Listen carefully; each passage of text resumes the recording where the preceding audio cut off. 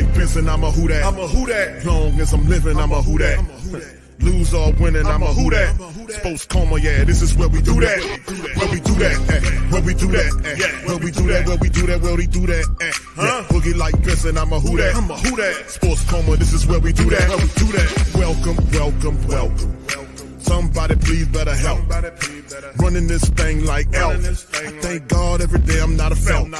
Go to YouTube Live with Big Q and the guys. If you ain't ride or die, the bandwagon get flipped. Been marching in, that was way for the ring. I was yelling out your shade for the championship. Bucking on Tampa, duck down. Falcons, pluck, get shut down. Panthers ain't much touchdown. The vision really belong to us now. So much hate on the Saints, you could probably tell. Ever since Bounty Gate hit the NFL, when things seem fishy and you probably smell the crooked referees or Roger Goodell. Money like this and I'm a who that. Every day I'm living, I'm a who that. Lose or winning, I'm a who that. It's the sports coma, this is where we do that.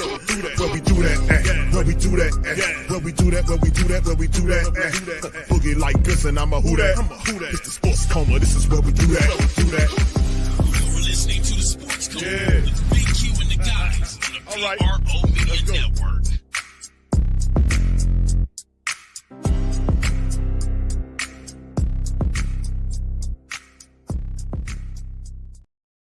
All right. Man, shout out to y'all, man. Shout out to the mighty Who That Nation. Welcome. We're now rocking with the Sports Coma with Big Q and the guys, where we have intense, entertaining, educating, and enlightening sport talk from your favorite sports fam. What's poppin'? Shout out to the fams. And big ups to you guys on this Mother's Day weekend. So shout out to all the mothers who are putting in work. Shout out to the mothers. For the mothers that are putting in work, handling the business, keeping it real, and holding it together, this day is for you. Shout out to all of you guys. Hope you guys enjoyed a fantastic weekend. Big ups to every which way one of you for being in the stream on this one. Shout out to the fam. Like I said last week, man, shout out to y'all. Took a week, little time off, man, during the time, man, we be in here doing our thing.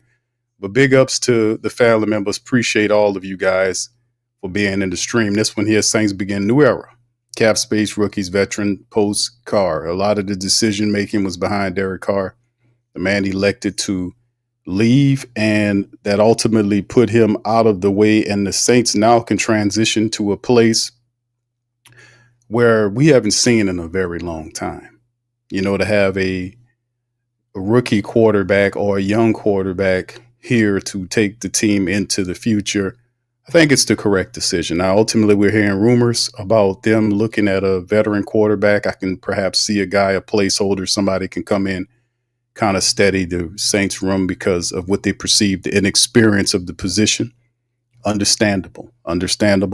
So we'll see what they do. And there's a lot of time between now and getting ready for training camp when we start seeing a lot of the added additions bringing into the team. Perhaps they're looking at fulfilling certain positions, the backup offensive line position, maybe a bigger wide receiver. We did see some vets try out for the camp, and we're going to listen to just a little bit of the interview from Kellen Moore that was done the other day, and we'll go over it and kind of listen to that thing. But big ups to every last one of you guys for being in the stream on this one, on this Mother's Day. Big ups to you. I see y'all out there. Big ups, Madden Goon. Shout out to you, Pelicans, Nola, OG Jerry. Big ups to you, fam. Appreciate y'all. Tired Eyes. Much love, brother. Phillip says the season can't get here fast enough. Hell, I'm excited about the preseason. Let's go see. And that's the air a lot of people are feeling. What's up, brother? Bastion says exciting time. See, that's what I'm saying. It's the air with the old era out of here. The Dennis Allen crap, the old Possums era, and Derek Carr, his quarterback, those guys are gone. This is a much better thing. You got a rookie head coach with his own perceived quarterback, with Tyler coming here. Listen, we're good with that. We're good because eventually it has to happen. We had to see the young team take over, so the offense will be under new management. Y'all remember that old song, Under Love, Under New Management? Y'all remember that?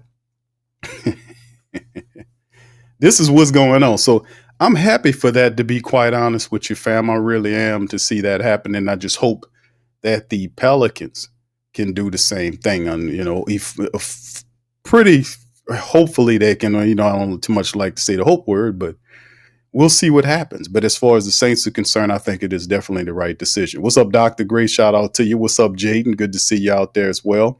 Much love, Poppy 504 Backwoods.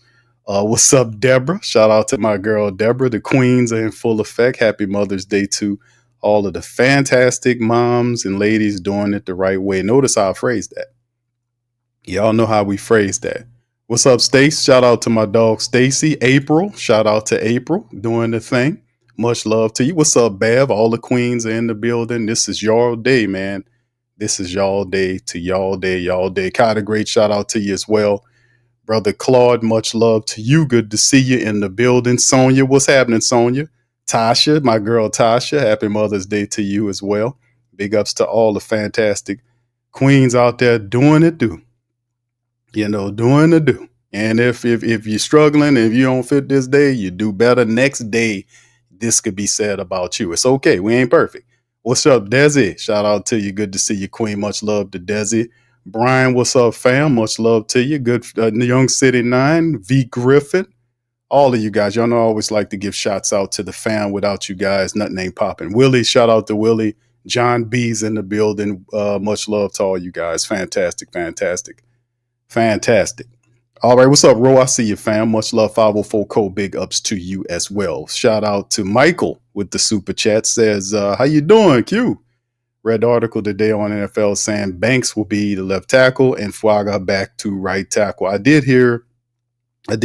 heard another article mention that it was a possibility of a shift. We don't exactly know what will happen until we get most of these other guys in here and you start seeing the alignments held up. But Banks could play the blind side or he could play the guard position, either one of those, because if you remember, we go back into the mock draft and all that, looking at some of the prospects, they were looking at, even though he was a left tackle, a blind side tackle for Texas, it was saying that he potentially could move. He had the goods, so to speak, the skills to shift inside and play the position. And my thing is, you do that now. You decide on what it's going to be now. I think Tali Fuaga did a fantastic job at the blind side tackle. But if you have Kevin Banks Jr. and Tali, that is bookends. And these guys, if you watch how they play, they have the same dominant, nasty disposition, but still under control. And you want to have that type of temperament for your offensive line. If you want to move bodies out the way, you can't have guys coming in here all mealy mouth and just going through the motions. You got a dead offensive line. And we've seen a lot of that last year, when guys didn't have enough intestinal fortitude or whatever you want to call it to move other human beings out of the way. You got to have that temperament. That's what Philly had when they had the big guys, the big nasties against the big nasties, and who going to win this here? So Philly was moving them guys out of the way. And then on the Eagles side, the defensive side, it was getting around them guys to make it hard on people. So you got to have that temperament. Thank you, brother. Appreciate you for the super chat. Thank you very much. Picking me up, bringing me back to this world. All right, shout out to my boy Tron as well. Dr. Key is in the building. What's up, Dr. Key? Shout out to you, my brother. Appreciate you as always for being in the stream. Much love. What's up, Trey? Shout out to Trey Joseph as well. Big ups to my dog Trey for representing the fam. Now, anyway, fam, like I said, we're going to do a few things here. I'm going to try not to keep you long today, fam, on this Mother's Day. I know a lot of family members are kicking it and chilling and doing what they do. Mike also adds, can't play with the tackle position. I would put Banks at tackle. Why use a 9th pick? That's right, on the guard. That would be crazy. But see, the logic is also, too, the Saints address the guard position. They address the guard position. That would be like when I was saying, and that's what I was saying, when you took an offensive tackle inside the top 10, that guy will start. But if you look at the line, the Saints did bring in Dylan Runnels. He's not just some mealy-mouthed guy sitting there. This guy had a lot of starter experience with the Titans. Now the Saints brought him in on a 1-year prove-it deal, but Dylan Runnels could very well be that guard. If you watch the tape on him, he's more of a run-blocking force than a pass-blocking force, but he has skills and he's at the prime of his position. I don't see him as like a John Hurst type. You know what I'm saying? I see that guy as a guy coming here with the mindset to start.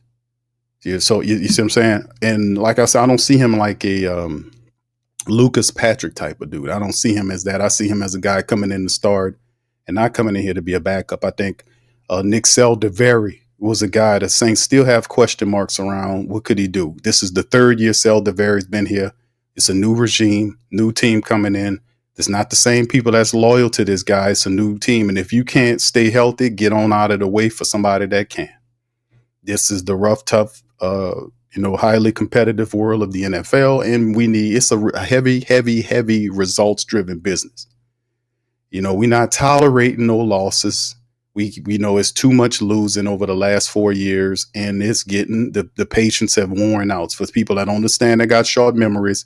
We got people out here with long memories that understand what we've been through, the plans that they gave us that have failed over and over again, all of the excuses. I don't want to hear it no more.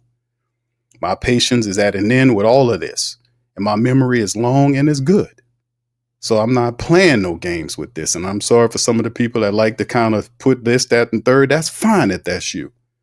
But if you're a person that builds a lot on the history of what happened with the team, then you're not going to sit up here constantly over and over again and have this stuff happen to you without having more of a methodical approach to how of team building. And these people like to do all this other stuff and pretend, not the family members and the supporters, but the people that create these mindsets and these narratives like this is a new thing.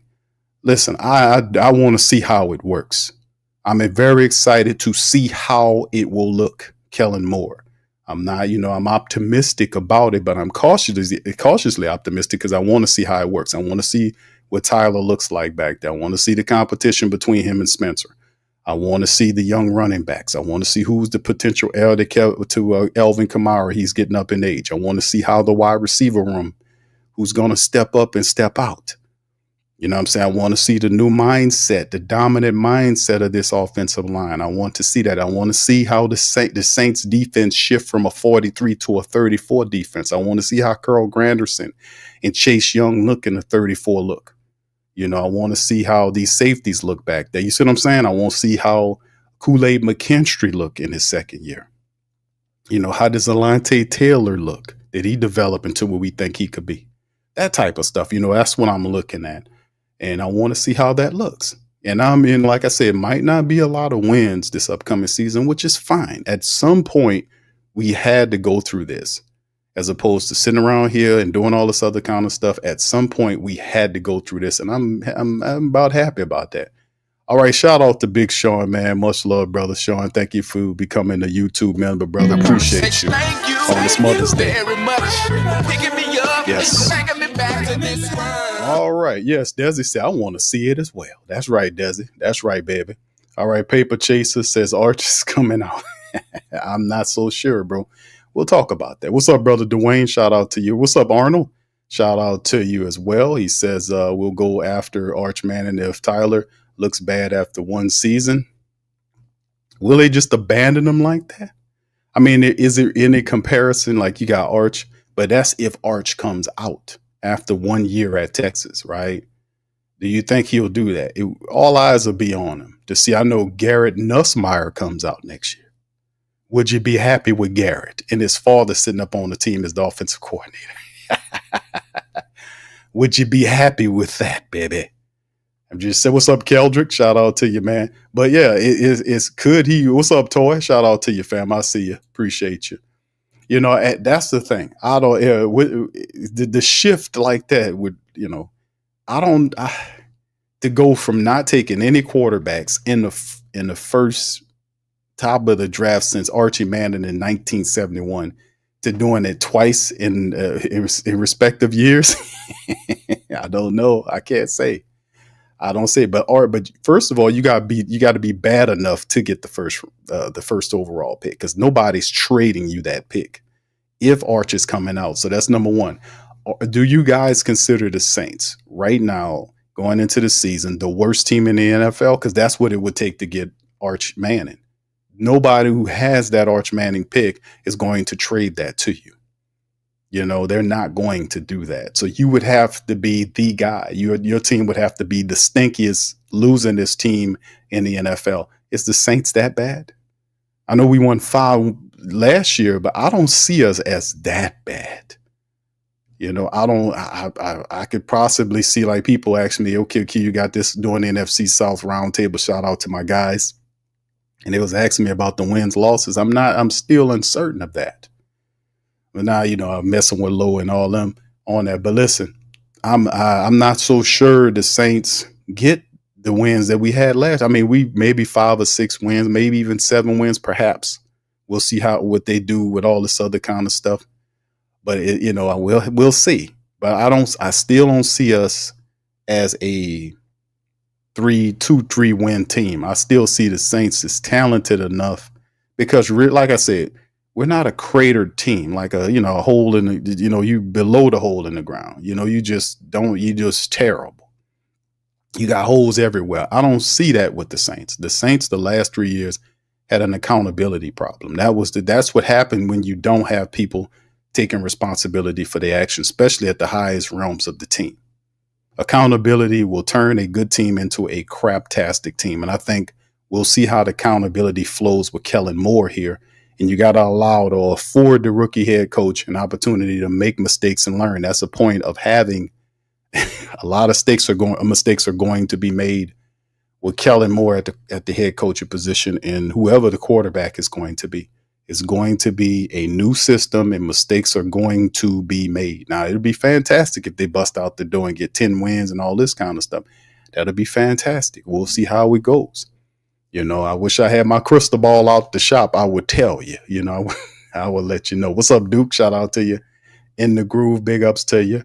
All right. Much love. That's just we're about to be the grandparents of my, okay, good. Shout out to Sean there, man. Y'all about to be grandparents? Man, y'all too young for all that. What's going on over there? What's up, Jason? Shout out to you. Who that daddy? Big ups to you, man, as well. All right, let's get it. What's up, Akban? Shout out to you, fam. Appreciate you, brother. Jerome, I see you. All right, the Chief. What's up?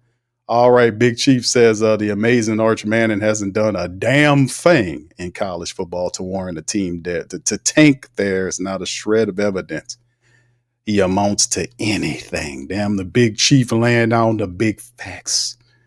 Well, it's the lineage of the Mannings. The guy was, I watched him play at Newman. I mean, he has it all. And you're right. He had done a lot at Texas. That's why I was saying that I don't see him doing it for 1 year and then leaving. I would see Manning as a 2-year guy. That's what I see. I think he plays out the string. He had an NIL deal. He already comes from a wealthy family. What's the incentive for him to make the jump? It's not money. He's rich already. Plus he has the NIL deal, makes him $1 million in college. So he don't need to jump right now anyway. You see what I'm saying? So that's my rationale. We'll see how it all works, as the season goes. All right. Yeah. Super Saints fans, I'm just taking it in stride, Q. We are brand new to all. We said all of this. We might shock some people if it's constructed right. Indeed, bro. Like I said, we wasn't a bad team. What's up, B Flat? We wasn't a bad team. We was a team without accountability. And if you don't have any account, it creates all kind of havoc. And you see how it went. So anyway, Derek Carr is out in the news. Y'all know we covered it in the industry. Y'all have heard it ad nauseum from all over the place. Derek Carr opted to retire and leave, and which opens the Saints room up to some guys. And you have 2nd round draft pick Tyler from Louisville there. He'll step in there. There's also Spencer Rattler there. There's also Jake Hayner, and they'll bring in a camp body to help out. There are rumors swirling around Flacco and all this kind of, who knows? They might bring in a veteran guy into the mix to kind of steady the room. But in the end, we all know what was going on with the team. We think the team did a phenomenal job of just basically, moving forward. Let's just get all of it ahead, move forward, new quarterback, new system. Let's just do what we need to do the right things to push the food. I'm good with that. They might not be as good as you think going into this season, but it's okay. At some point, we had to do this. We had to do it. If we done it on time, it would have been a little different. But anyway, Carr is out, right? And then of course the news pivot to who should be the quote. Well, obviously Tyler was drafted to be the guy under Kellen Moore, right? So the room, no matter how they play it, they're going to tilt the room toward Tyler to justify the pick. A lot of skepticism behind the selection of him because of the injury history and the fact that the Saints as a team are terrible with these injuries. They often are so bad that the dumbass team blames the injuries for why they can't win games. Not poor construction or management of how the team was just built, but just ultimately the fact that that's something that you want to stray away from. You have to improve that. Now, I've not heard anything about the Saints improving the medical staff or its compatriot in the NBA doing the same. I have not heard anything about that. I've been monitoring that because I think that's a big thing to do. You can't bring in these players and just think luckily they're going to stay healthy. You have to upgrade your technology. You have to upgrade your medical staff. I haven't heard that yet. So I'm going to keep looking at it and we'll see how it goes. But in terms of the Saints salary cap situation after Derek Carr, we talked about it on the show yesterday that his announcement sets up the Saints to have a pretty decent situation in terms of the salary cap as we kind of jump right into it. He announced it on Saturday, and we know with his departure in this never-ending battle with the cap, we'll see how much the Saints are getting back. Now, we shouldn't expect much change. Shout out to John Sigler at the Saints Wire. We covered this yesterday with information from Sports Illustrated and Sport Track. And over the cap, they kind of made mention of it. The Saints processed the retirements of Carr and former All-Pro right tackle Ryan Ramczyk on June the 2nd. They'll get a combined $2.51 million back, just over $2.5 million back. Now, they are estimated to be under the cap right now. Over the cap, have them just over $27 million right now. Those contracts could be replaced by a pair of $960,000 deals moving into the team's 51 salary cap hit. So the net change will be just over $500 million, just $600 million. So $590 to be precise worth of changes. The big changes come the following year on the Derek Carr deal. Saints essentially agreed to undo the contract restructure they used earlier this season. Carr is giving up $30 million from the restructure, which the Saints won't see until 2026. Not that they need it right now anyway, because they got $20-something million after, and we'll see how that's all factored in once the Saints get the deals done, because many of the draft picks are signed. So, that wasn't going to take an obscene amounts of money. So as far as the cap is concerned, this year, the Saints are in good position. They're in good shape if they wanted to then sign some cheaper veterans leading into camp, in which they can do. Now, that will lower the 26 salary cap hit called dead money when they paid for players not on the team, from the $69.2 million to about $39.2 million, which is huge. So having the deal of having Derek Carr to retire, 2 years remaining on his contract, minimal savings this year, you don't need them, but $30-something million against the dead money next year, which is at 69.2, dropping it just over 39 million, cuts it in half, is a huge perk. Now, the thought process on this is that at some point, Derek Carr could have said, okay, we'll just go do the surgery and then I'll be ready for the following year. But I don't think the man wanted to be here. I think he got something going on, a lot of stuff going on, and he's stepping away. And that's fine. I think, go ahead, tend to your family. The man made a lot of money over his NFL career. Just go and enjoy that. Because coming here and dealing with the Who Dat Nation, you're not winning, is something I'm telling you, that would have been a very difficult thing, because we're really patient. Our patience is very low. So breaking it down further, the experts at Over the Cap estimated the salary cap to jump again in 2026, this time to about $295.5 million. Over the Cap has the Saints at 338.2 plus in commitments over next year's book. So that puts them in the red by more than almost $43 million. Once Carr's retirement is processed, they'll be in the red just about 12, almost 13 million. That's it. So that's a good help there. And that's what I was saying about when we signed Derek Carr, the Saints really couldn't afford this hefty contract, and it was just gambling.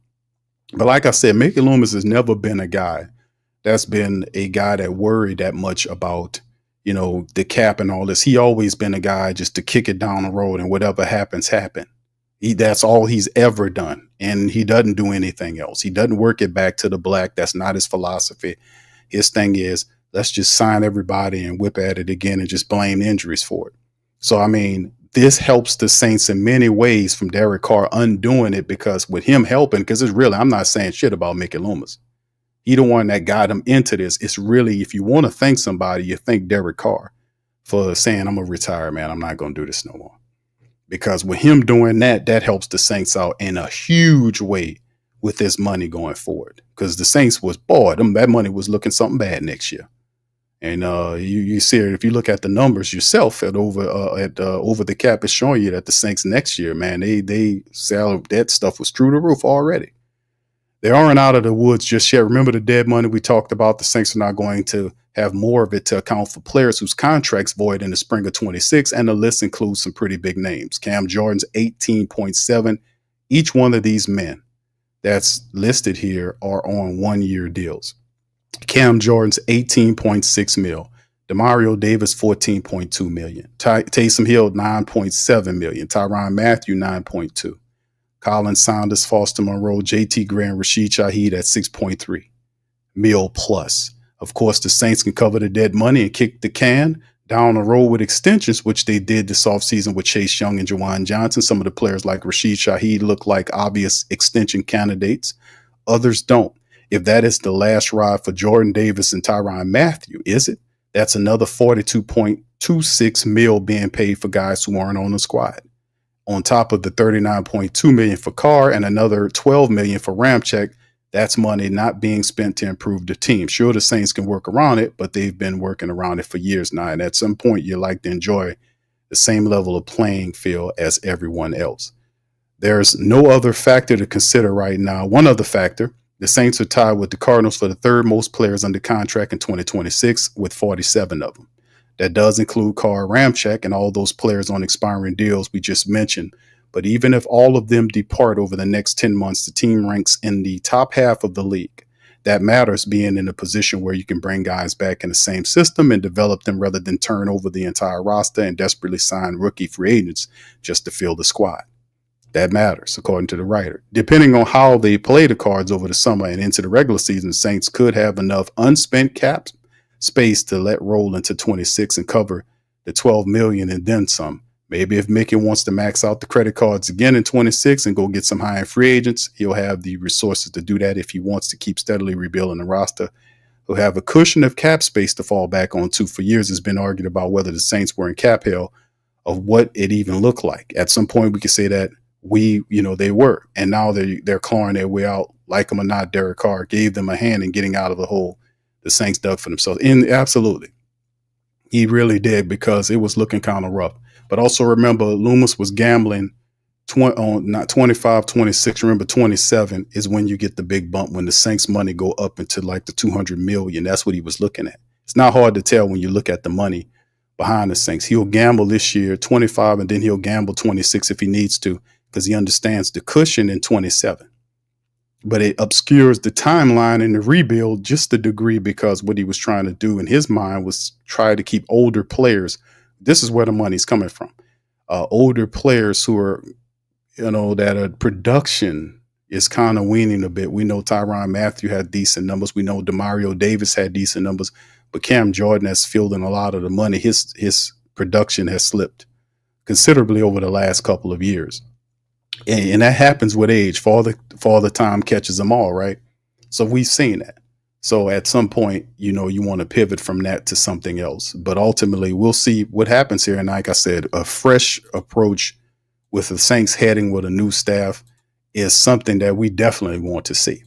All right, so let's pivot to this. And this is also Saints Wire. Shout out to them. They did a good job on talking about the camp guys and who will be laid up for the camp guys. Shout out to Brother Ross. He did a really fantastic job in putting this together. The 4 veterans that the Saints signed out, even though they had 16 players for rookie tryouts the other day, as you can see the list on the screen of different guys here that they're trying out. And you got a few people, even a quarterback, Hunter Deckers, could be a camp body, somebody they tried out. Tulane defensive lineman Patrick Jenkins was among those. Leon Johnson III, a big wide receiver out of Oklahoma State. He was mentioned in the mix. Donovan Peoples-Jones, another wide receiver who had some good production in Cleveland, was among the mix of players that they brought in. So they had some DBs and some other guys in the mix to try out for the Saints. And a couple of guys really caught their eyes. Like I just played some of the footage from the mini camp. The Saints also used the mini camp to try out a few people. And that last year, you've seen guys like Rod Teamer, Kendall Vickers. Those guys were able to get involved in the Saints team from a tryout similar to what we're seeing right now. But the tryout veterans, defensive back Terrell Burgess, wide receiver Leon Johnson III, long snapper Logan Flushman, and wide receiver Donovan Peoples-Jones were among those mentioned. Now, here's the breakdown according to what Ross wrote about some of these guys. The cornerback, first thing that jumps off the page about Burgess in this environment, he spent his rookie campaign in 2020 working with the Saints defensive coordinator Brandon Staley. There go the Ties. As a part of the Rams, Burgess saw 49 defensive snaps that season, serving a majority on the special teams, right? 75% of that. However, the connection is still there as a part of the defensive backs group. Special teams has been the name with Burgess since entering the league from Utah. He impresses on the unit. So this is looking like a guy that could be a special teams guy. He didn't find the field last year, and he spent a lot of time on Buffalo Bills practice squad. Next one, Leon Johnson Jr. the third. Now, Leon Johnson the third, big body wide receiver. He's 6'5", 210 pounds. People were talking about you need a big physical wide receiver. Well, the veterans the Saints opted to bring in for the tryout, Leon Johnson III is that. Now, he's not much on the 40 time. I think he had a 4.55 in the pro day he did. But 6'5", 210, Oklahoma State wide out, good, big pass catcher, wide catch radius.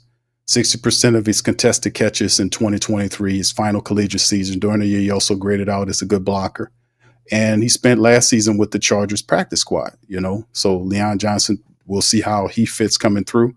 Another guy here. Logan Flushman is a long snapper, maybe the toughest chance of breaking in New Orleans, but hopefully he can help himself gain some exposure with other teams while making a good name for himself with the Saints. Because Zach Wood had been having that job locked down for a long time, but when you got a new special teams guy here, if Flushman can have a chance to impress, you never know. And if he does the same job that Zach Wood does just as well at a cheaper rate, don't think for a second they won't pull the plug. It happens. Wide receiver Donovan Peoples-Jones, most intriguing name on the list. Saints looking at another big body wide out, and Peoples-Jones had some success. He's 6'2", about 205 pounds. Peoples-Jones has a similar build to roster wide receivers like Bub Means, Cedric Wilson Jr., Kevin Austin Jr., so he will need his performance to stand out. But his numbers were good when he did play, when they gave him the time. In 2022 with the Browns, he had 61 catches for 839 yards. He had 3 touchdowns. And then in 2023 was traded late October to the Lions and never fully caught on. He remained with the hometown Lions through the 2024 season, mostly on the practice squad. So you still have 2 big wide receivers that the Saints brought in, not Allen, who a lot of people wanted to see, but these are other big wide receivers that the Saints have an opportunity that they're bringing in to kind of do some stuff here for the team. So like I said, it's interesting, but like I said, it's still plenty of time, a lot of time still remaining for the Saints to make moves in terms of bringing veterans in as we get closer and closer to, mini camp and then ultimately into big camp. It's still some time here. It's still a lot of time here. And the Saints could get, if they wanted Allen, they have the money to reach out and grab him. And I think it'll be an awesome thing to do that. All right. And also to talk about it, the Saints also did a pretty good job here of signing most of their draft picks. Now we know today they just signed wide receiver. They signed wide. It was reported that they've been signed Devin Neal, but it was mentioned that the Saints did sign Kevin Banks Jr., the first round draft pick. They got him. Danny Stutzman, a fantastic linebacker. Like I said, I like these guys. I love the Kevin Banks Jr. move. Solid. We need the help up front. Danny Stutzman is definitely a player that'll be the guy that steps in once Demario Davis is done. Quincy Riley battling for a nickel position. Is a gritty little guy, very productive. Devin Neal, it'll be a battle between Devin Neal and Kendre Miller. Can Kendre Miller remain healthy? And I don't know if they can have a 3 running back approach. I don't know how offensively disciplined Kellen Moore's offense will be, because, it takes, some discipline and some planning to get 3 running backs involved in the system. Usually most people use 2. But Devin Neal is not a guy, I talked about him during the pre-draft process and made mention of him as one of my favorite, one of my backs that I liked out of college from Kansas all-time leading rusher. Guy is a good little back. So you got Kamara at 30 getting older. Kendre Miller can't stay healthy. Devin Neal has a chance to kind of step in there, and we'll see if Kendre Miller can get healthy and compete there. Because if not, Devin Neal is definitely going to make his presence felt. Also, we got Clyde Edwards-Helaire in the mix too, not to forget him. He's there as well. Maliki Matavo, the development tight end, soft hands, good speed to him. The guy has is going to be something interesting. Remember, a lot of people not looking at Maliki Matavo right now because of the fact that the tight end room is jam-packed. But eventually, a lot of those guys are on 1-year deals. Juwan Johnson got his money as well, but Foster Monroe, Taysom Hill, and, those guys are on 1-year deals. So Matavo could ultimately find himself having ability to catapult next year. Big old tight end. Soft hands, could block and everything, kind of slick, can catch the ball too. Good pickup for the Saints in later rounds. And then Fadil Diggs is another pass rush person that we'll see how he looks in coverage in a 3-4 system. The guy could rush the passer, but, he'll be seen if you're playing in the 34 system, he'll be kind of looking at it to play that linebacker position. Can he drop into coverage and do all this kind of stuff? We'll see. But these are the guys the Saints still have a few of their draft picks to sign, and we'll see how that looks going forward. All right, and then let's take a look at the Saints. This is the unofficial Saints depth chart family. As it stands right here, you can see they removed Derek Carr out of the mix. He's no longer there, and you see Tyler there with Spencer Rattler and Jake Hayner. There'll be another camp guy, no doubt about it, that'll chime in. AK-41 at the running back position with Kendre Miller, Devin Neal's behind him. And then Clyde is in the 4th spot. This is unofficial, Chris Olave, Rashid Shaheed, and Brandon Cooks are seen as the first set of wide receivers. The second team is Bub Means, Kevin Austin Jr., and Cedric Wilson Jr. Dante Pettis, who the Saints gave a 1-year deal. Really excited about him to see what he looks like. Mason Tipton, who had some potential, kind of fell off. Moochie Dixon and Chris Tyree. These are guys the Saints picked up.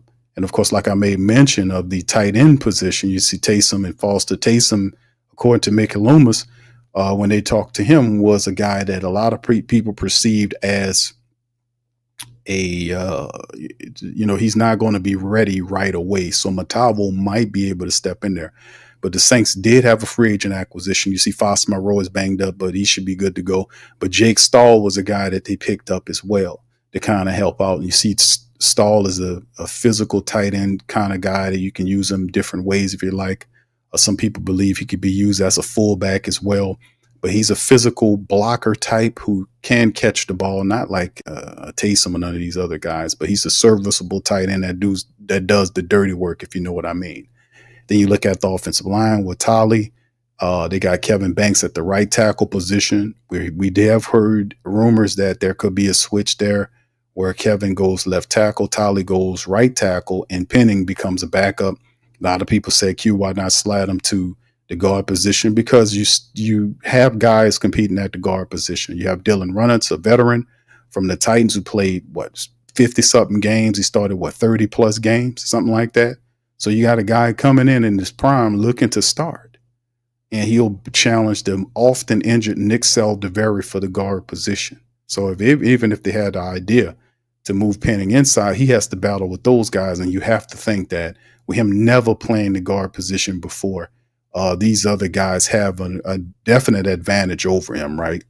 So you might just want to leave him at that tackle position just in case something happens. And like I said, the Saints set themselves up wonderfully with Penning because they declined his fifth option, and this is his final year. And like I said, it's just when you got to get these players in, and Trevor Penning was the casebook case of how not to develop a first-round draft pick offensive lineman. The Saints drafted this guy. They didn't play him at all but one game in his first year. The second year, he played, 6 games before they benched him roughly because he struggled at the blindside tackle position.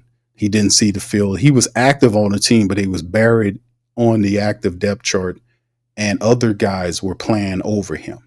They didn't kind of work him back in there and that type of thing until later on in the year. And then in the third year, they wanted to just put him in there at the right tackle position, in which he played much better.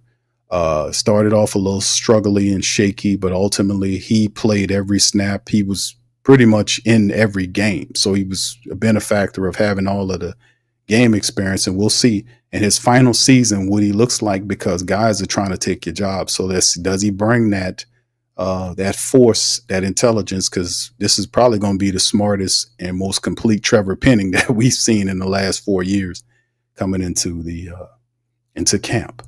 And then, you see that McCoy at the center position, they bring in Will Clapp to kind of be a sturdy backup center. Cesar Ruiz needs to develop. And like I've often said, I think Cesar Ruiz should be 2 or 3 levels better than what he actually is. He really does. He should be knocking on a Pro Bowl guard, if you ask me. And then behind him, Landon Young, they bring him back for whatever reason. Don't understand why. And then you see guys like Kyle Hergel, Josh Ball, Josiah East-Rahim is a guy that they picked up in the 7th round last year, and he has a lot of potential. Does he make a step higher to become a quality veteran backup for the Saints? So, and like I said, ultimately, I believe the Saints will probably move into between now and the start of preseason, picking up veteran offensive linemen to kind of fill out that line. Maybe a couple of guys. Remember they did that last year when they brought in Luke Patrick, and what was the other guy named Lemieux? They brought those guys in right around the same time. And we'll see if they do something similarly. Then, of course, we move on to the defense on the undepth chart, the unofficial depth chart, the 34 defense, the shifting from the Saints doing the 43 to the 34. How does that look? To me, now that Carr is gone, I think the offense will flow fine because they, Tyler does have it. They just got to protect him. If you can give the guy a running attack, he has good talent all around him. If you give him a running attack, and if he can have time to see the field, and either it's Tyler or Spencer Rattler. We can't kick out Spencer. We know Saints are positioning looking at Tyler to be the guy because of the high drafted and the onus on him to perform right away, being that he's going to be 26 in the fall. So there'll be a lot of pressure to get this guy involved because he's not a young rookie per se. He's a mature, older player who they believe, the guys that picked him, that he's ready, that he can handle that, So we'll see if it all fits, but he has the makeup. Tall quarterback, big quarterback, stand tall in the pocket, strong arm, has some athletic ability. You have to protect him. You have to give him a running attack. And if they can do that, I can see them having some success, just doing just that, the basics. On the defensive side, the 34 defense shifts from what it was last year. Some guys we've seen as defense DEs become linebackers. Can they adapt? Carl Granderson, Chase Young, half athleticism, but can they jump in cover? We've seen Carl Granderson do some stuff. I think these guys are looking up for that challenge. It does Cam start at that left end position? Is it, I really would love to see Brian Bresee and Vernon Brockton, those guys at those starting end positions, and Cam as a backup to them. I like to have Devon being a nose tackle as opposed to Nate Shepard. So you have basically the second line here mentioned here becomes the starters, in my opinion, and those other guys become backups to those guys. with that defense. Vernon Brockton was a 3rd-round selection. Brian Bresee was a 1st-round selection. Those guys need to have now. The rest of those guys, they had a chance. Let's just move them as quality depth behind those guys. Grant, like I mentioned, Granderson, Demario Davis is there. Having Danny Stutzman there as a potential backup for him will be wonderful. Love Danny Stutzman. Also like Jelane Ford, who they picked up last year. He's talented. Anthony Orji, one of my favorite undrafted players on the team. He was phenomenal. Loved how he played. So you can't rule him out. He's going to be in there competing. And then you talk about other guys that they picked up, like Jonah Williams from the Rams. He's a guy you can't look too, roughly at. Chris Rump II. These are guys that Coach Staley is and familiar with. And then, of course, Isaiah Foskey, who was a 2nd-round draft pick. This will be his 3rd year, is positioned as a linebacker as well. So I know you can kind of mix and match with some of these guys if you want to use them. We'll see how Coach Staley's system look. But there's a lot of talent there. Then you go secondary. Kool-Aid McKinstry, Alante Taylor, Ugo Amadi. Those are the guys that see with Justin Reed, the best pickup of in the offseason to me, Justin Reed on defense with Tyrann Mathieu. We also have the potential safety of the future and Jonas Sanker for Tyrann once his contract is over. You have Jordan Howard in there as well. And then behind those guys, Isaac Yiadom was brought back to the team. He really excelled and became a solid veteran. Maybe he in a reserve capacity, the 4th cornerback. Rico Payton, who's an undrafted guy we like a lot. And Quincy Riley, who the Saints picked up. How does he look? It's going to be a nice little battle there at the nickelback position. Can Quincy Riley move ahead of Ugo and take a position? You're looking at some of these draft picks. Can a position be taken by one of our draft picks in the secondary? Perhaps, baby. Perhaps. Then, of course, the special teams, you see Blake Grupe, Charlie Smith. We think Blake is good. Matt Hayball and James Burnap. Burnap could very well take Matt Hayball. And we've seen that happen before, didn't we? With these are Australian punters. We had another Australian punter the year before that. Hayball took his job. And then here goes James Burnap. A lot of people thought Burnap should have been drafted. How he punted for Alabama. A lot of people said that was a solid pickup for the Saints to get this punter because of his hang time with the punts, averaged like almost over 47 yards per punt, something like that. They led college with Alabama. You couldn't even get a return. He averaged like 1 yard per punt return because the guy punted the ball so damn high that the coverage team was able to get to the returner and surround him, and he just had to fair catch it. Plus, he did a good job of directional punting, kicking the ball inside the 20. Burnap could very well burn up Matthew Hayball and get him on up out of here. So you might that's going to be an interesting battle as well. And then, of course, we'll get into it, the return game. With Rashid Shaheed being one of your top wide receivers, you might want to position somebody else to be a returner in back there. So Velus Jones Jr. was a guy that the Saints picked up. He was basically labeled as a running back. He is mentioned in the mix for a potential returner along with Dante Pettis. Remember, Pettis did kick returning as well when he was in college, pretty good at it, and he has a niche for it as well. He almost had one he returned for the Saints last year, if y'all remember that. Remember that? They said he stepped out. He almost had a return last year for us. So we'll see how it all goes, man. But this is the unofficial depth chart, family. It doesn't mention everybody, but this is the unofficial depth chart for what the Saints got going on. Very interesting. Now that you guys have seen this depth chart, how many of these, with you guys seeing this, you guys tell me something. You guys tell me in the chat, how many wins do you think the Saints get with this depth chart? How many wins? Shout out to KB for being a member for the last 39 months. Happy Mother's Day to the Queen. Shout out to you. Thank you very much. Picking me up, bringing me back to this world. All right. Shout out to Lori. I see you, Lori. Much love to you. Good to see you in the building as well. Mr. Bonds, how you doing, sir? Said the QB job is Rattlers to lose. All right. All right. Y'all put it in the chat. Let me know what y'all feel about this, fam. All right, T5 the Great, who that to you, fam? Appreciate you. What's up, Scoop? What it do, pimpin'? Shout out to my dog, Scoob. Chillin'. Much love, my brother. All right, Gundam. Brother Gundam is in this thing, man. He says, Q, I don't trust Cesar Ruiz. He's the gift that keeps on giving. Atrocious blocker. I I don't. We see.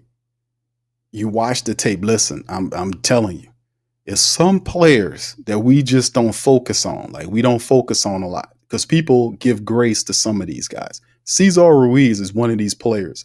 A lot of the Who That Nation see the Great Saint think tank and the talent evaluators that watch all of the Saints games and watch the practices. This guy is given the Grace Award. If there was an award for somebody getting grace on the team, it is Cesar Ruiz. He gets the Grace Award big time. A lot of people don't focus on Cesar Ruiz like that. They just give him grace. But see, I've been telling y'all this for a while. If you watch the tape, he pops up on the tape as being very inconsistent. Especially last year when you had, I can give Lucas Patrick or Shane Lemieux grace because they were first year players, right? These guys been here for like what, the first year? When didn't they sign Lucas Patrick last year? Or was it the year before? However you see it, Cesar Ruiz has been here for a while. He's been here long enough to get a second contract. I know that for sure. And really, based on what I've been watching of all these years, he had one good year, and that was the year he got the contract. After that, it's just been off. He gets major grace from people. He gets major grace. And I'm saying it, and I'm saying it as politely as I can put it about Cesar Ruiz. I keep pinpointing. I'm like, man, Cesar Ruiz was a first round draft pick who was a center that the Saints had to change the guard. So we gave him grace for the transition at first. But there was no excuse. That was the first year. The second year, third year, he had and into his new contract that he should be a lot better than what he is for the Saints. I'm saying Cesar Ruiz has been here so long and has been tapped into the system where he should be the Saints' best offensive lineman, like the best veteran. We know McCoy's there. We know McCoy battling injuries. If McCoy's healthy and McCoy's mind right, he's one of the top, 6, 7 centers in the game. I mean, McCoy is incredibly intelligent, but I cannot ignore the injuries. And you have to be able to protect at that position. But Cesar Ruiz should be, by all indication, he should be one, if not the best offensive lineman the Saints have. He really should. And I don't know why he's not that. But I was like, you put the tape on. There was times last year he didn't know. He's trying to tell them young guys what to do, and he didn't know what to do. That's how the Saints, why I tell people about, the injuries. I'm like, it wasn't any injuries, fam. You got backups for a reason. The backups practice. They don't just smash their ass and watch the starters play like you do when you watching them play games. They do that during game, but when the starters are practicing in practice, they're practicing as well. So you are supposed to be ready to go, and at least you're supposed to know your playbook. A lot of times I've seen that. The communication breakdowns, guys didn't know who they were blocking. And I told y'all over and over again, right? When we did the Patreons, I would show y'all, it's like, them people was timing we broke the game down. They were timing the Saints snaps. And as they snapped the ball, the defense was timing it to the point where they were perfectly predicting when the Saints snap the ball. So they shift the line. They would shift the defensive line. And the Saints offensive line, when they shifted right before the snapping of the ball, the Saints offensive lineman, they didn't know who to block. They would then double block one guy would get free, and they were purposely doing that to test the communication of the Saints offensive lineman, and they were failing miserably. That's why Spencer had to get the hell out of the pocket and run. They were getting through that, and they seen that, and they kept doing it over and over and over again. The communication wasn't there.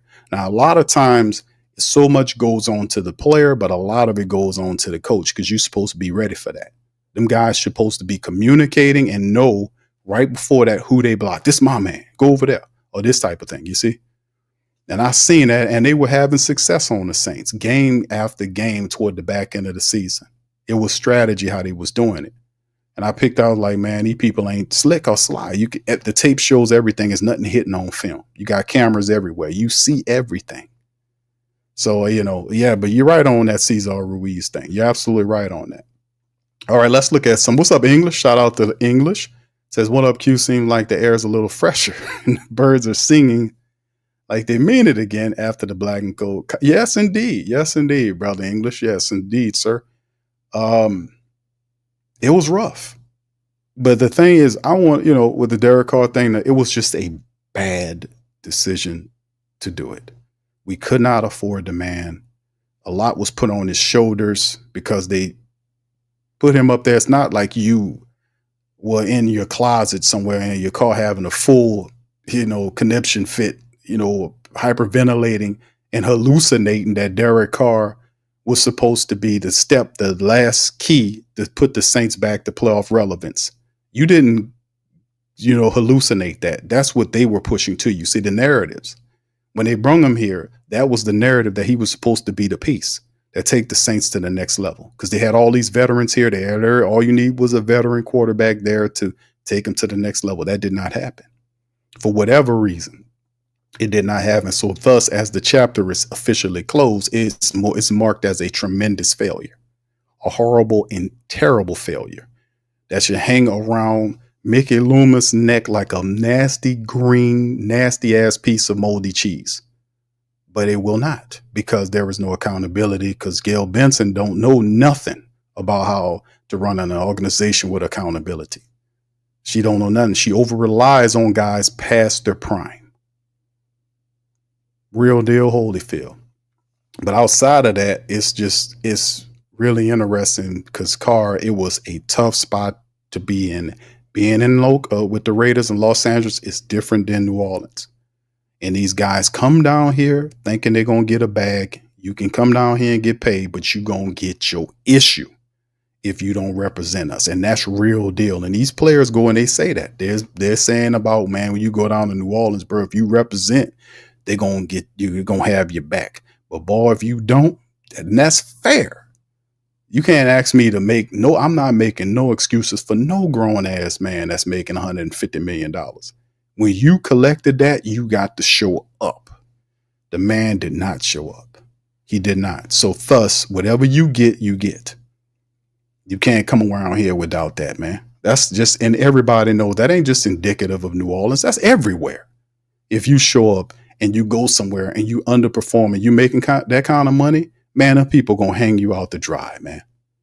They're going to tear you up, and they justify it because of the money. If you getting that kind of money and ain't showing no success, man, they're going to give it to you every bit of the way, and you just bow your head and take it gracefully.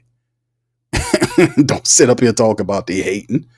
Now, you're not winning, so they're going to take it to you, and they are supposed to, because you're not representing the correct way. I don't know who these people think they are that won't come down here and use the Saints as a subsidy. We're not interested in subsidy. We're not. We're only interested in winning. That's why we so hardcore on the team. And this is a disrespect to all the Who-Dats out there. We don't want to lose to Carolina or the Falcons or any of these other teams. We feel like we should be a lot better than what we are. And we are going to hold you to that standard. Like it or lump it. If you want this money, you're going to be held. So, and they don't like it because they don't know shit about accountability. They don't know nothing about being accountable. So you got to teach them with the money. That's how you got Dennis Allen out of here. That's why you got David Griffin out of here. That's how it work. How dare these people? Dr. Gray says 3 to 5 wins. Thank you, Dr. Gray. Shout out to you, my brother. Brian says 10. V. Griffin says 10. Okay.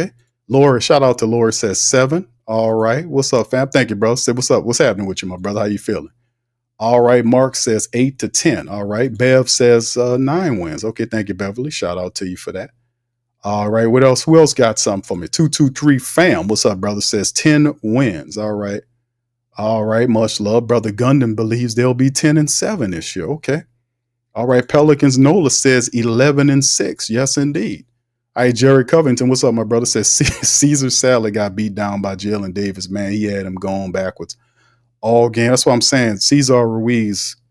Man, whoever the new offensive line coach, please recognize and watch film on Cesar Ruiz. Please watch Cesar Ruiz and make him become more consistent. He needs to get stronger. His footwork needs to get better. I'm just really puzzled by Cesar Ruiz. I really am. It's everybody else you can look at and say they're young, developing players. McCoy's issues is health. He was hurt a couple of times last year. Came back, he was out for 8 games, came back. played a few more games, and then he was out for the rest of the year. In some kind of way, collected an All-Pro invitation. I don't know how that worked, but the rest of these guys are, you can give them some grace, but Cesar Ruiz, to me, man, dude, there ain't no excuse for that, for real. All right, let's see. Brother Duke says, I agree with you on Ruiz. He should be the top. I'm telling you, whoever the offensive line coach is, well, I forgot the man's name, but you need to focus on Cesar Ruiz. I know you might not know him, but you need to watch tape on who your offensive lineman is, who your starters are. We know what we got in McCoy. You just need to get him healthy and get a really good backup who's just as smart as him. So if he goes down, they got a guy that can come in and run that offense, who can call out the protection. That's where they failed last year. They didn't even have a backup center. This time around, you see them fix that. They got Will Clapp here, who plays the center position. Will Clapp is intelligent. So we'll see if he can retain a lot of the information that McCoy did. But please study up on Cesar Ruiz. Please look at the film on Cesar Ruiz with an open and honest eye about Cesar Ruiz. He's not as good as you would want him to be. I mean, he should be a lot better than this. He gets beat a lot. He's at times he's lost weight. Sometimes he looks dominant, but it's way too inconsistent, and people give him grace. They really do. He gets the Grace Jones Award. That's what the hell he gets. The Grace Jones Award, like a dog. All right, Ender Groove says, haters gonna hate. Amen. Yes, indeed. Duke says exactly that is fair. Saints fans are high IQ, expect professional elite football, and we expect wins. Do you be considered a hater for wanting your team to win? I got some people, I've been fighting them, not fighting them, but I've been going against, railing against that narrative for I don't know how long. About this fan thing. Like, okay, you want a fan, but at the same time, just don't leave your brain back there. Bring it with you. That type of thing. We don't pay for bad product. Like, we don't, you don't give you give bad service, or you, as terrible as what you are. No, we don't give money away for bad. No, you that's my mentality. I always thought like that. I never bought into none of that nonsense. I really haven't. That's why I always talk about you have the control over what's happening. People saying, nah, you just got to put up with it. I said, that's bullcrap. Last year, you show what you can do. It wasn't Mickey that fired Dennis Allen. It was you, because the people was upset to the point where they're going to stop promoting or going to the games, and she couldn't have that. So she put that guy in the street. It wasn't Mickey. And shout out to the journalists that told you it was the Saints supporters. I told y'all had power over this whole thing, because they want your money. They want your money. You're going to give us a good product. And we'll see what they got going on this year. All right, 10 says, let me get your name right there. It's Arthenic. I hope I got that right, brother. I'm known to kind of scramble up names every now and again. Jaden says 7 and 10. L-Dub says, can't wait till the day comes when Loomis announces he retires. Yes, indeed. Yeah, we kind of done with him too. Brother Gregory says 10 and 7. Brother Tyrone says 8 wins. Okay, it's all over the place, fam. Y'all got very diverse thinking on this schedule, on this thing. All right, Brother Vernon says 10 and 7. Thank you, Vernon. All right, son of God, shout out to you. Salute to you, my friend. Appreciate you being in here. That's right, one. Yeah, that's right. The Grace Jones Award, man. I don't know if that's a good thing or bad thing, looking at Grace Jones. Boy. Back in the day, y'all remember Grace Jones? Yeah. I don't want to talk about nobody. All right. Yeah, what's up, Leslie? Says, I think they'll be a lot better than people think. Yeah. Okay, good, man. I'll be butchering people's names, man. I try not to, man, All right, Dr. Gray says offensive coaching was terrible. He says that will definitely improve this year. Yeah, and that's something to kind of talk about too. Like with Kellen Moore, I think a lot of the angst in Who That Nation was the whole Derek Carr thing. What's happening in the cloud, this type of thing. But with him retiring, that gave the Saints their money back for next year, helping them out there, as well as it took off all of the cloud. It was a big stinking cloud over the team. Now we can see the team for what it is. It's a young team, young quarterbacks competing with the talent that we have. We need a few pieces here and there. If we'll see with Kellen Moore, what kind of offense he established, I think he'll have a good offense, someone that focuses on running the football and stuff like that.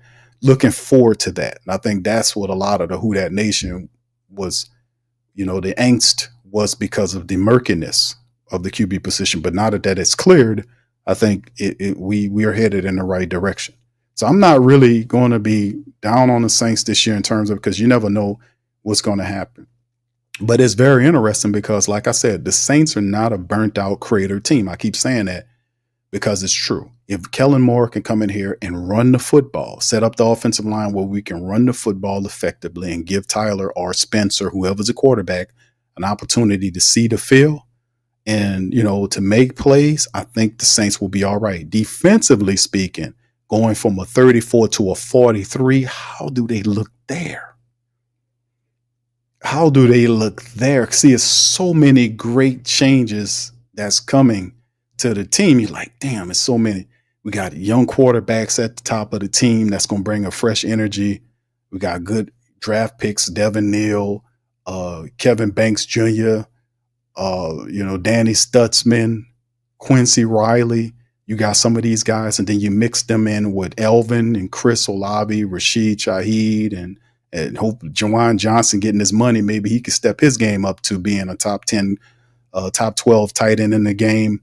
Him getting that money, the Saints line solidifying so we can run the ball. You never know what that looks like. And then like I said, the defensive switch is really something to just like that. I ain't gonna lie. That is my number one. Like, I know people want to see Kellen Moore's offense, but to me, the defense, I'm a defensive guy, but I'm just saying the switch from 43 to 34. I'm like, damn, that's going to be who's going to, this type of thing. Seeing who's going to rise to the challenge. How does that look? Because Brian Bresee is perfect for that 3-4 end. They got Vernon Brockton. At first, I was like, I don't know about Vernon Brockton. Maybe he could have been there, a pick later, or whatever the case may be, a round later. But as I started to really study the film on Vernon Brockton, the big defensive lineman out of the Texas, when I looked at Brockton's film, I was like, damn, this guy. Because you got to understand, these big guys, like you have with Brian Bresee and Vernon Brockton, they're big guys, right? They're 300-pounders. And you need them type of ends in that 34 line row. You need those kind of big guys that can move as well as, because it's 3 against 5. So two guys got to draw a double team, and whoever else is free, they got to fire off and get pressure. We know Brian Bresee's MO is that he going to get to you. Brian Bresee's a fool with it. We've seen what he can do there. Brockton is another guy, incredibly violent hands, moving around, turning, twisting, bending, lives in the backfield, the nose tackle position with the man from the New England Patriots comes in, and people's like, they're not, but listen, fam, let me just say this too, as I get back to the chat. The getting him from New England, Saints traded to get that guy. And I'm telling y'all, we talked about this a while ago, but do not underestimate them doing that. Because even though he doesn't have a big name, if you look at the tape on him, he's incredibly productive. And the fact that he plays all of the games, he don't miss many games. If you look at his statistics, he's in there battling against the double teams constantly.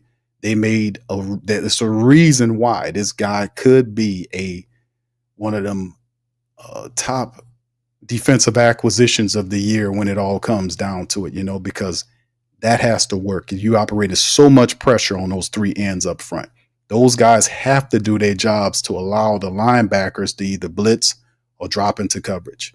That's how that 3-4 system works. They have to be able to keep the 5 offensive linemen busy. If they don't, trouble start happening, just to put it lightly. But it is incredibly interesting. Like, my optimism, even though it might be cautious, is okay because of the fact that you have a rookie head coach, a rookie quarterback, or a second-year quarterback there, a defensive switch from 43 to 34 to see if they can figure it out. So there's going to be something going on there.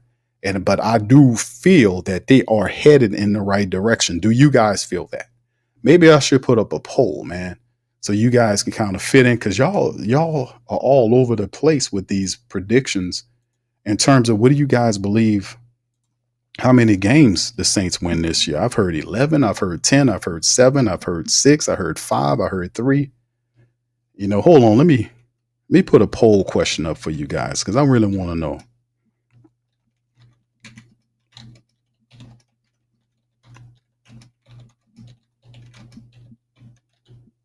Let me see. Hold on, give me a second, fam. Let me put this poll up here. All right, hold on. Put it up here. So let me see how many games y'all think the Saints win this year. All right, hold on. Yeah. See. Hold on now. Hold on, goddammit. All right, hold on. All right. All right.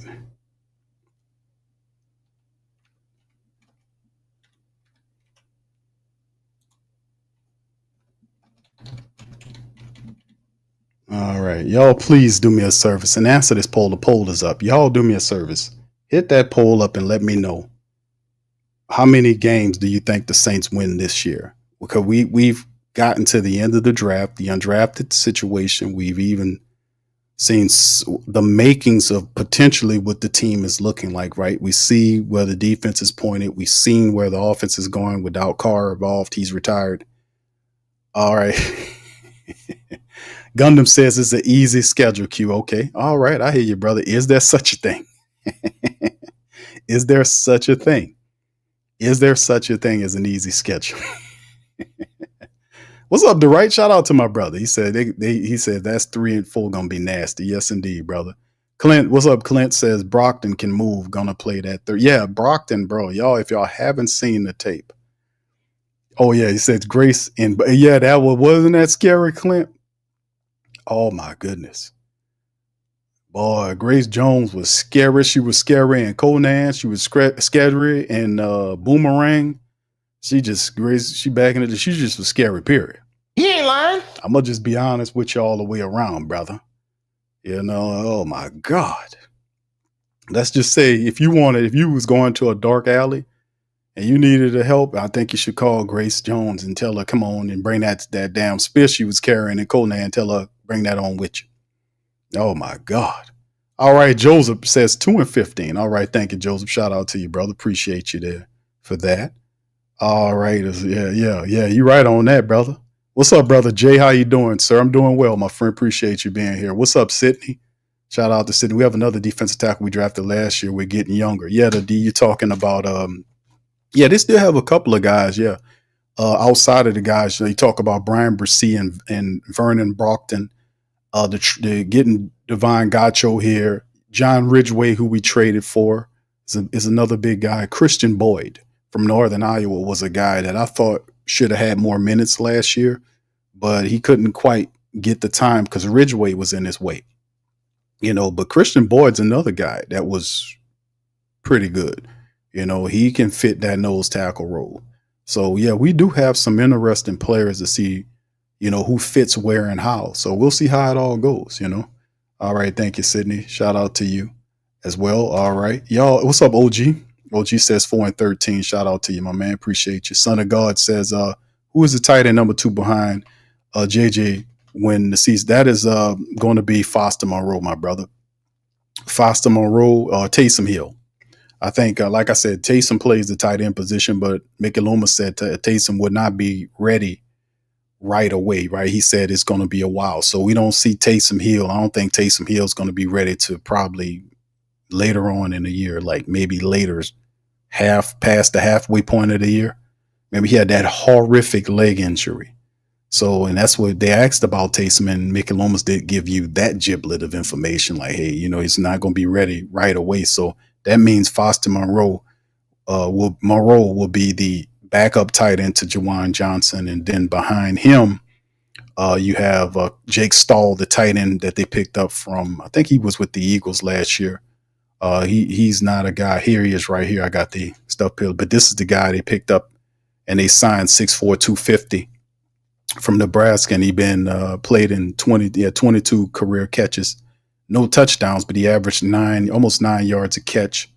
Doing so mostly as a backup tight end at 27 years old. But they see this guy as a guy that can do different things for him. But this would be our third tight end with Taysom. And of course, there are other guys there too to talk about, like that are practice squad tight ends that we ultimately will see. But as of right now, that's what we're looking at. All right, thank you, brother. Appreciate it. Thank you very much. Picking me up, bringing me back to this world. That's right, Dr. Key. Something like that for Taysom Hill, but I don't think they put him in the street. And people saying trade him. I don't think you ain't going to be able to trade him because he's not healthy, and I don't think he'll be healthy enough to be traded by the time the trade deadline come along. But we'll see how it goes. That was a horrible leg injury, the Taysom Hill, and it was because of that. They kept overusing him. It's sad, but in the end, it is what it is. All right, shout out to brother Dwayne, 3565, checking us out on Instagram. I see you, brother. Much love to you over there. All right, and the rest of the fam chiming in on X or all other platforms with live stream. What's up, Randy? Shout out to Randy there. Shout out to you. David says that I'm surprising 10-7 boys let the good times roll. Carr is out of here. All right, yes, there's still a lot of joy and happiness, man. All right, everybody knocking us. He's for not drafting Shador, but what if show look a lot better than him? It could be, man. I think the thing was a lot of people didn't see him there because, see, this is, let me tell you something, fam. We know this, and this is Saints propaganda. This is some of the crap, because if you listen to the draft, the stuff that they say, over time, as long as, go back to even last year or the year before that, there's a plus point on the tall quarterback, right? Even though the Saints did not prioritize tall quarterbacks, right? We didn't have super tall quarterbacks. Now you have Jameis what, 6'3", 6'4". I'm talking about the drafting of those guys. You had some guys that picked up, but a lot of the Saints drafted quarterbacks. What Book was like, 6'1", this type of thing. They didn't prioritize the size of the quarterback. When you talk about scouting those players, you can look at the knock on Tyler was the fact that now that he played 7 years in college, is what did he do in the time? He was hurt with collarbone issue. He had a collarbone breakdown. He had a tore up shoulder. He had a broken leg. He missed 3 years of the 7 with injuries. Out of all of the years he played, out of the 7 years, he had 1 year, which was the last year at Louisville, where he had decent production. He had 20-something touchdowns against 3 or 4 or 5 interceptions. He had a good year, his best year as a quarterback. He was going to be 26. The red flag is that his injury history is a major red flag for the Saints because the Saints are not good with that. They're not good with injured players. Not saying that he's injured now because he's not. But I'm saying that history is a red flag. 3 years with those type of issues, that's a red flag. The age is a red flag. The 1 year of production was a red flag because they used the same damn measurements against other quarterbacks in the draft. After year and a year, they'll tell you the same thing. They'll hit you with the red flags. But some reason why they forgoed all of the red flags, which these are red flags, by the way, and said, nah, this is the guy. Okay, fine. He's your guy.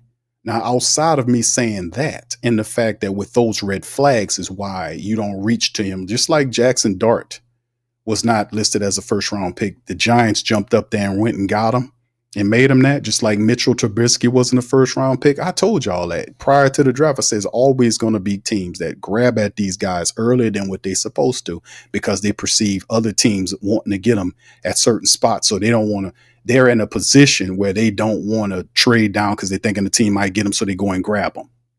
We've seen that happen with quarterbacks all the time. The guy has the size.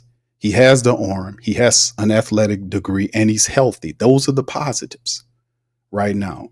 So forego the red flags in terms of the fact that before you draft him, they said those were not a problem. Now that he's here, he has to jump in there and get it going right away because of his age. It'll be different. Don't make them think it, believe that it's not. If he was 23, this would be different. There will be more of a patient approach, but the guy's 26, which means he got to go right now. So don't think for a second they're not going to tilt that room toward him, you know?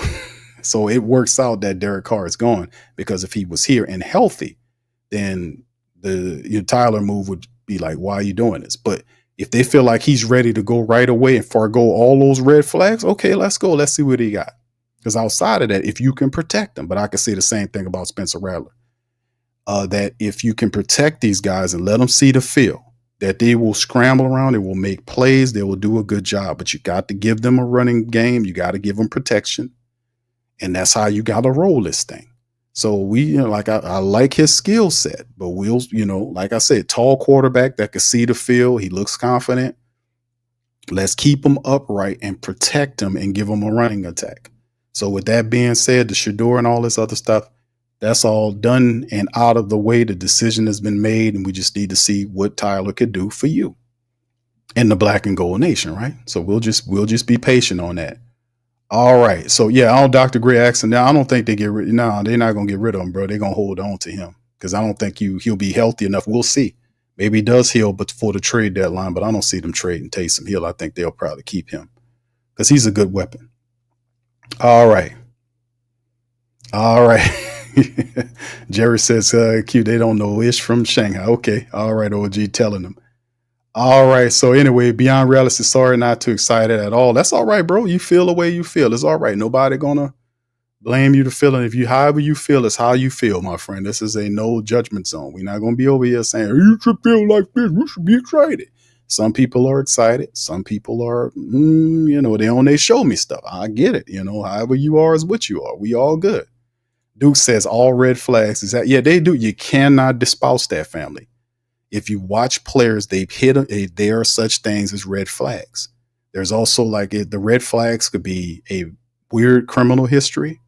Like if you had a situation where you had something going on with one of these players and a girl, that'll drop your stock.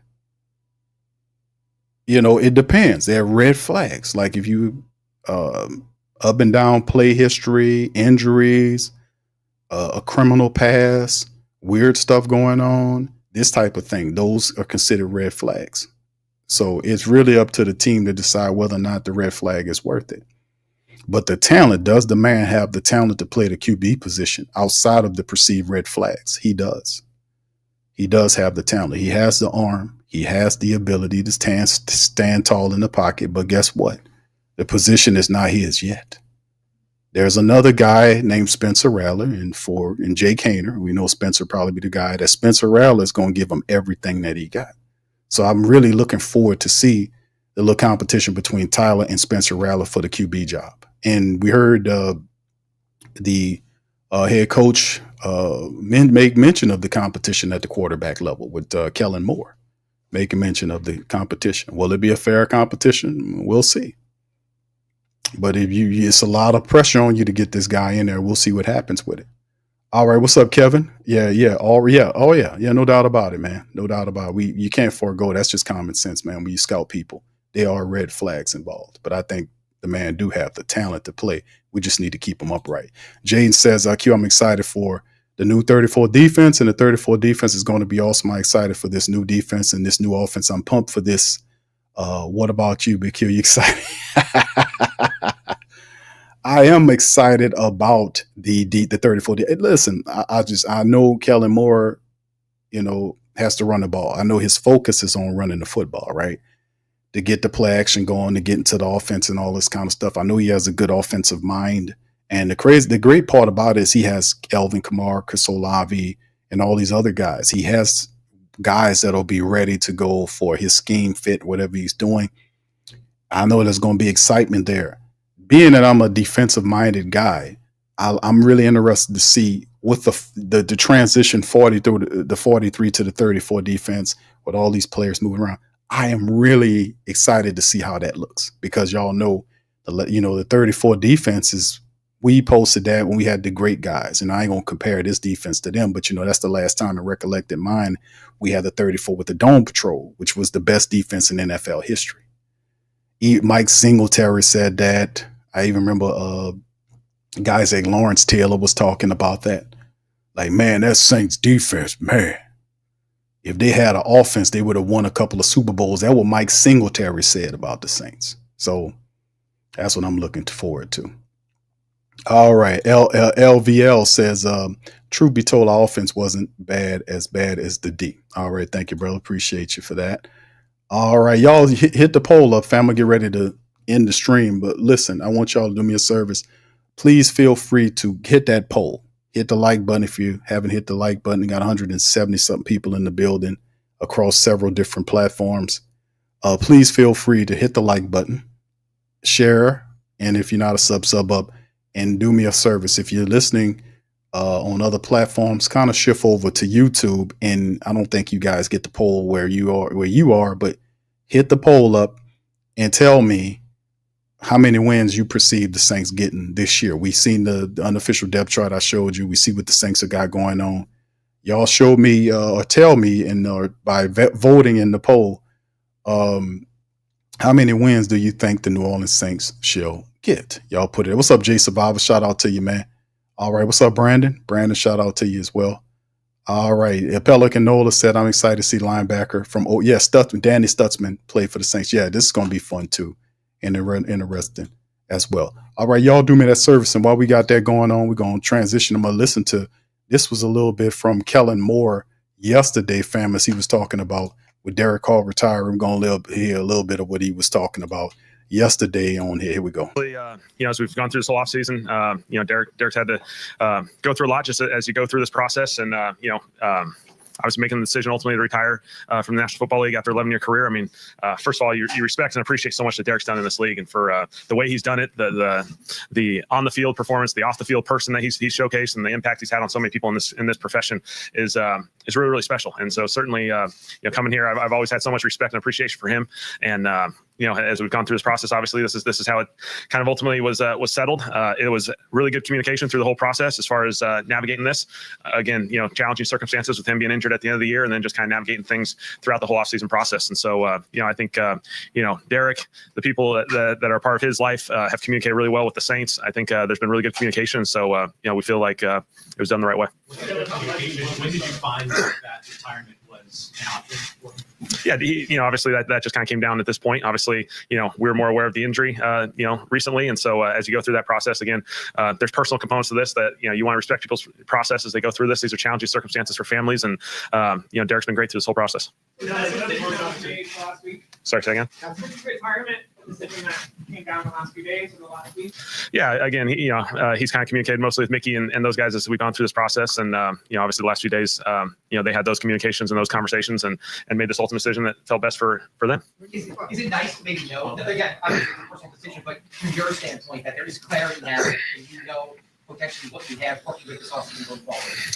Certainly, as you go through this process, every player goes through a lot of challenges during the offseason program. A lot of guys, play NFL seasons and they're hard and they're grinding, and guys go through those recovery processes. We got a lot of guys who are going through injury recoveries as we go through this, and so Derek's just like those guys. Obviously, the clarity will provide some of those younger quarterbacks a chance to just get ready from a rep standpoint and opportunity standpoint, and obviously those guys will be ready and fired up for that. Again, I feel like it's gone the right way, and it's been a good process. How much did this really factor in the drafting Josh in the second round? The possibility of retiring?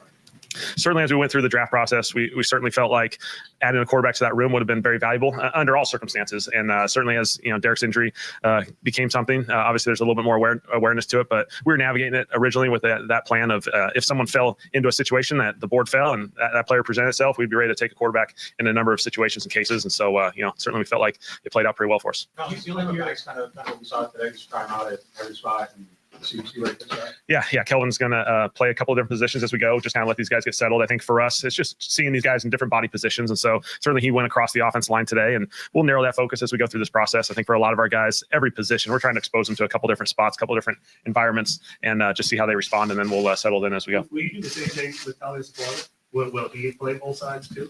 We'll go through that. This is more like the rookie minicamp focus of these guys, just exposing them to a bunch of different spots, let those guys go, and then we got a couple weeks here as we kind of transition to phase 3 shortly. Look at them like you said, you haven't built this position actually. Here we go through a practice with with you guys and how things are coming together? It's been great. This thing ultimately it feels like a desk job. The first few months, just all the off the field stuff that you're kind of navigating as you go through the draft process, building the roster, building the staff. And so at the end of the day, we all love being out there with the players and helping these guys become the best version of themselves. It was a lot of fun. So the quarterback position as it stands right now, you lose a veteran. Is that a spot that you may look at addressing in the next few weeks? We'll certainly have awareness to it. I think there's a number of positions on our roster that as you go through it, we're kind of at that 90 mark now. And so now you're navigating, okay, what veterans are available, what guys were just in our camp that we feel really good about, maybe giving them an extended opportunity as we go through this process.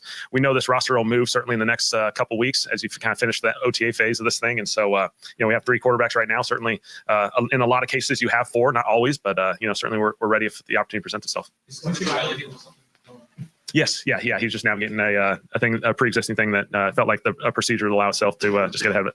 Was that relevant to the ankle injury that he experienced during his final season? No. What that surgery? Sorry, go ahead. That surgery after the draft. Yeah. They just went through a little medical thing. So I know that every situation is different, it's personal, but you were a player in this league, you had made a decision to retire. Maybe do you reach out to Derek, do you talk to him about, obviously it's a life-changing decision, that is going to change what he does, and you have to do at one point too. Certainly everyone goes through this process in their career. Everyone wants to be an NFL football player. And for the guys that get to do it, it's incredible. It's an incredible experience, and there's nothing like it. Naturally, everyone has to transition at some point to something else. Certainly we're all, are there for Derek in any way we can possibly help as he goes through this process. But, he's been phenomenal through this thing. I think this whole organization thinks the world of him, feels great. Feels like he'll, whatever his next step is, it'll be an incredible experience. What's the process difference in area for you? When you were in Dallas, you had Dak Prescott. LA, you had Justin Herbert, and good that you had Jalen Hurts. Now that you don't have a solidified answer at quarterback, how different is that deal for you? It's certainly different just from a rep standpoint. Obviously, a lot of times the offseason program, you're kind of focused on building one guy up for the regular season and allowing the young guys to develop and see where those positions lie. We'll rotate all these guys. We'll give them all opportunities. We'll I think this whole process we'll be very patient with it and make sure all these guys get the chances to compete at a really high level. I know it's early in the process, but what are your thoughts? Tyler hopped in here and did an excellent job. For all these guys, a lot of times the rookie mini camp, we're not as concerned about the physical component. We've probably evaluated that. We see it on the field a little bit, but just how they're prepared mentally, thought he's done an excellent job. For these quarterbacks, a lot of times, really what you care about is how they command the huddle, command the whole operation when they come in here. Because it's a new system, it's new language, all those things associated with it. He hopped in here and really did an excellent job just taking control of it. So what are some of the basic things that you can see, all of these players here at rookie mini camp? Yeah, rookie minicamp. I think a lot of it is, again, we've seen a lot of the physical components. We certainly do like seeing them move around and play football finally for an example. But a lot of it's about the classroom, the mental side of this thing, creating really good habits. Again, we were not out there very long. We had 2 7-on-7 periods, one each day. That was really the only component that was somewhat competitive. We really want to put these guys in position that Monday they get into the offseason program with the veterans and they can just go and hopefully put them in a position to be successful, that they can build off of this weekend and put them in position to compete, during the phase 3 components, just from a drill work standpoint, and get them ready for training camp. Are you already looking at Tyler Shuck as your starter for 2025, or do you expect a competition with him? No, all 3 quarterbacks. We're going to let all 3 of these guys roll, and they've all earned these opportunities. We'll let Jake, Spencer, and Tyler, all 3 kind of go through this process. Again, we'll play patience, let these guys compete, let them get into training camp, and naturally these guys will kind of take care of itself. Kevin, you had a good time to spend here in the city. What have you learned since you've been here about the fan base? Yeah, just an incredible city, really incredible state. I've had so much fun here as our family's kind of spent the last month and a half finally settling in here. It's a really fun place. It's a great community. Quickly you recognize the impact that the people have on this community. Cam, seeing Cam get honored the other day was a really cool experience for me, just to see the impact that these guys have on this community and vice versa. That's a really special thing about this place. And so I've been here as a fan and an opponent. And those are always unique experiences. Now I'm excited to join up on this community and do this thing together. Hey, man, I like what I'm hearing from Kellen Moore. I like it, and of course it helps him out a lot, the fact that he has his quarterback. And it's something when I listen to Kellen Moore and look at him, ask not what you can do for I never mind. But anyway, the reality is this: I do think that he will bring an offensive brand here, a very exciting brand of ball. We'll see how it all works. You got the young quarterback, you got the young coach. And like I said, you heard what the man said about Spencer Rattler, and he even mentioned Jake Hayner. He just threw him in there because he was in the quarterback room. Oh, yeah, Jake Hayner too. But outside of that, man, that's an interesting battle that, a lot of people want to see. It's probably like the highest or the highest ranked battle like to see in camp would be, Tyler versus Spencer for the QB job, right? And we know Spencer has been like really working this whole time, and if you like what we've seen when Spencer took on Jake Haener last year, right? Jake had the extra year on him. Spencer came in, quick study to the game, and just literally he beat the brakes off of Jake Haener in the mini camp, in the camp, and then preseason to take the job away from him. It wasn't fair. We know it wasn't done fairly. And I think he would have had his first win of the season if he would have started that matchup in which they had Jake Haener in there, and Jake Haener was dead as a doornail. He was dead as a doorknob in there. And Spencer came in the second quarter in with the second half of the game with the same people and almost won the game. He probably would have got his first win had he started. But with that being said, it was just the progression, seeing Jake Haener and Spencer Rattler compete during the preseason and ultimately how Spencer Rattler was able to defeat him and move ahead in terms of progression. And it'll be interesting to see how that looks with him having a full year under his belt with Tyler, because he does have the advantage. Like last year, maybe not so, because Haener had a year of NFL experience that's supposed to count for something, right? But he has the year on Tyler. So, that to me is probably the most interesting battle that's going to be coming up here at the quarterback position, which I am, Jaden, very excited about that. I'm not going to tell you, I'm very excited about that battle because I think that's iron sharpening iron right there. Because I think the Tyler kid has some talent, but Spencer is going to challenge you, baby. So that's going to be fun to watch. And then then I go defense, and then maybe the punter battle, because I like that punter from Alabama, Burnup. I think he'll be your new starting punter for a long time. That guy, 6'6", 200-something odd, 230, 240, and could punt the ball, hang time out of the chain with the punting. He won't be able to get no returns on it. Good directional, puts it inside the 20. So, it's some battles that you want to look at, but early on, that one right there is the one that I think a lot of the Who Dat Nation is going to be focusing on right there, for real. All right, yeah, that's it. So, he's still got a lot of this interview left, but we're not going through the entire thing.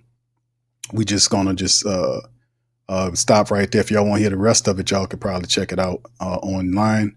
Jay Survivor says, no tanking here. We got to beat the brakes off ATL Carolina and split with Tampa. I'm going to go sweeps. But like I said, it's tough because you don't know what it's going to look like. I do think Kellen Moore having the chance to have these young quarterbacks, that provides a whole nother energy to the thing. Having him to have his own people in there operating and, that type of thing. Because I do ultimately see we do have certain offensive linemen. He's saying he was cross-training to see what Kevin Banks Jr., where he's going to go.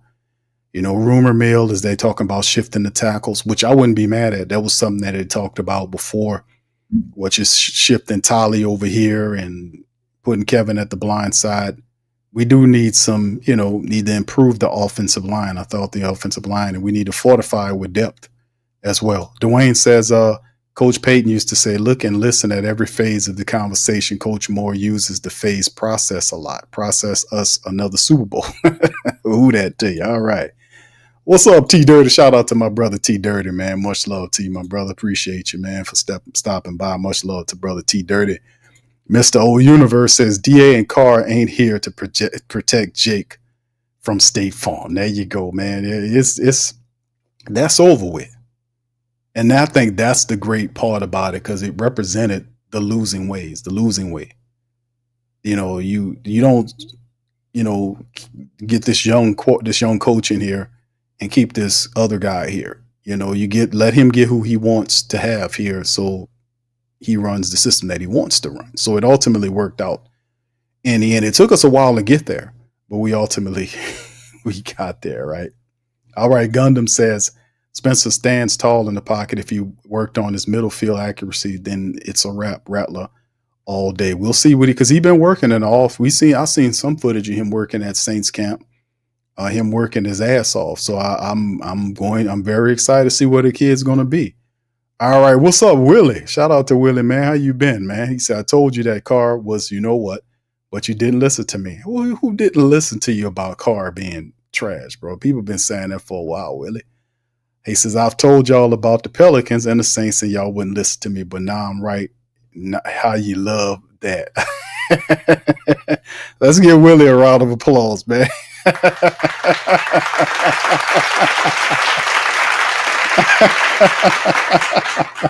Talk, boy. All right, shout out to Willie, man. Willie be listening, man. Shout out to Willie, man.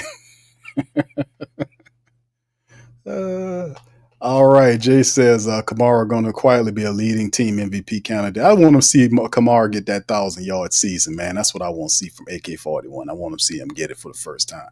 He wanted to get it last year. I guess he was too hurt to come back. The Rook 10 says 94% Tyler Shue is the starter unless he's pure trash. Okay, we'll see. Well, Kellen said it could be smoke and mirrors, right? He just says that just to say it because he had to, right? There's going to be a competition. But like I said, if it's close, they're going to go with Tyler, no doubt about it, right? They're going to tilt the room in his favor. That's his quarterback. Like the last 3 years, the Saints have taken quarterbacks in the draft every year. You know, they took Jake with Pete Carmichael. They took Spencer with Clint Kubiak. And now they take Tyler with Nussmeier. So every year they've taken a quarterback. This is their guy. Spencer understands that. So we'll see if, and if he doesn't win the job and it's competitive, then that means we just got two really good quarterbacks there, right? So I think we win either way, to be honest with you. Richard says, Q, I'm just happy for the era to be done. If we suck, we suck. Let's move forward. When we went 3-13 in 2005, there's no way I thought we would be in the NFC Championship the next year. Who that? Thank you, Richard. Appreciate you, man.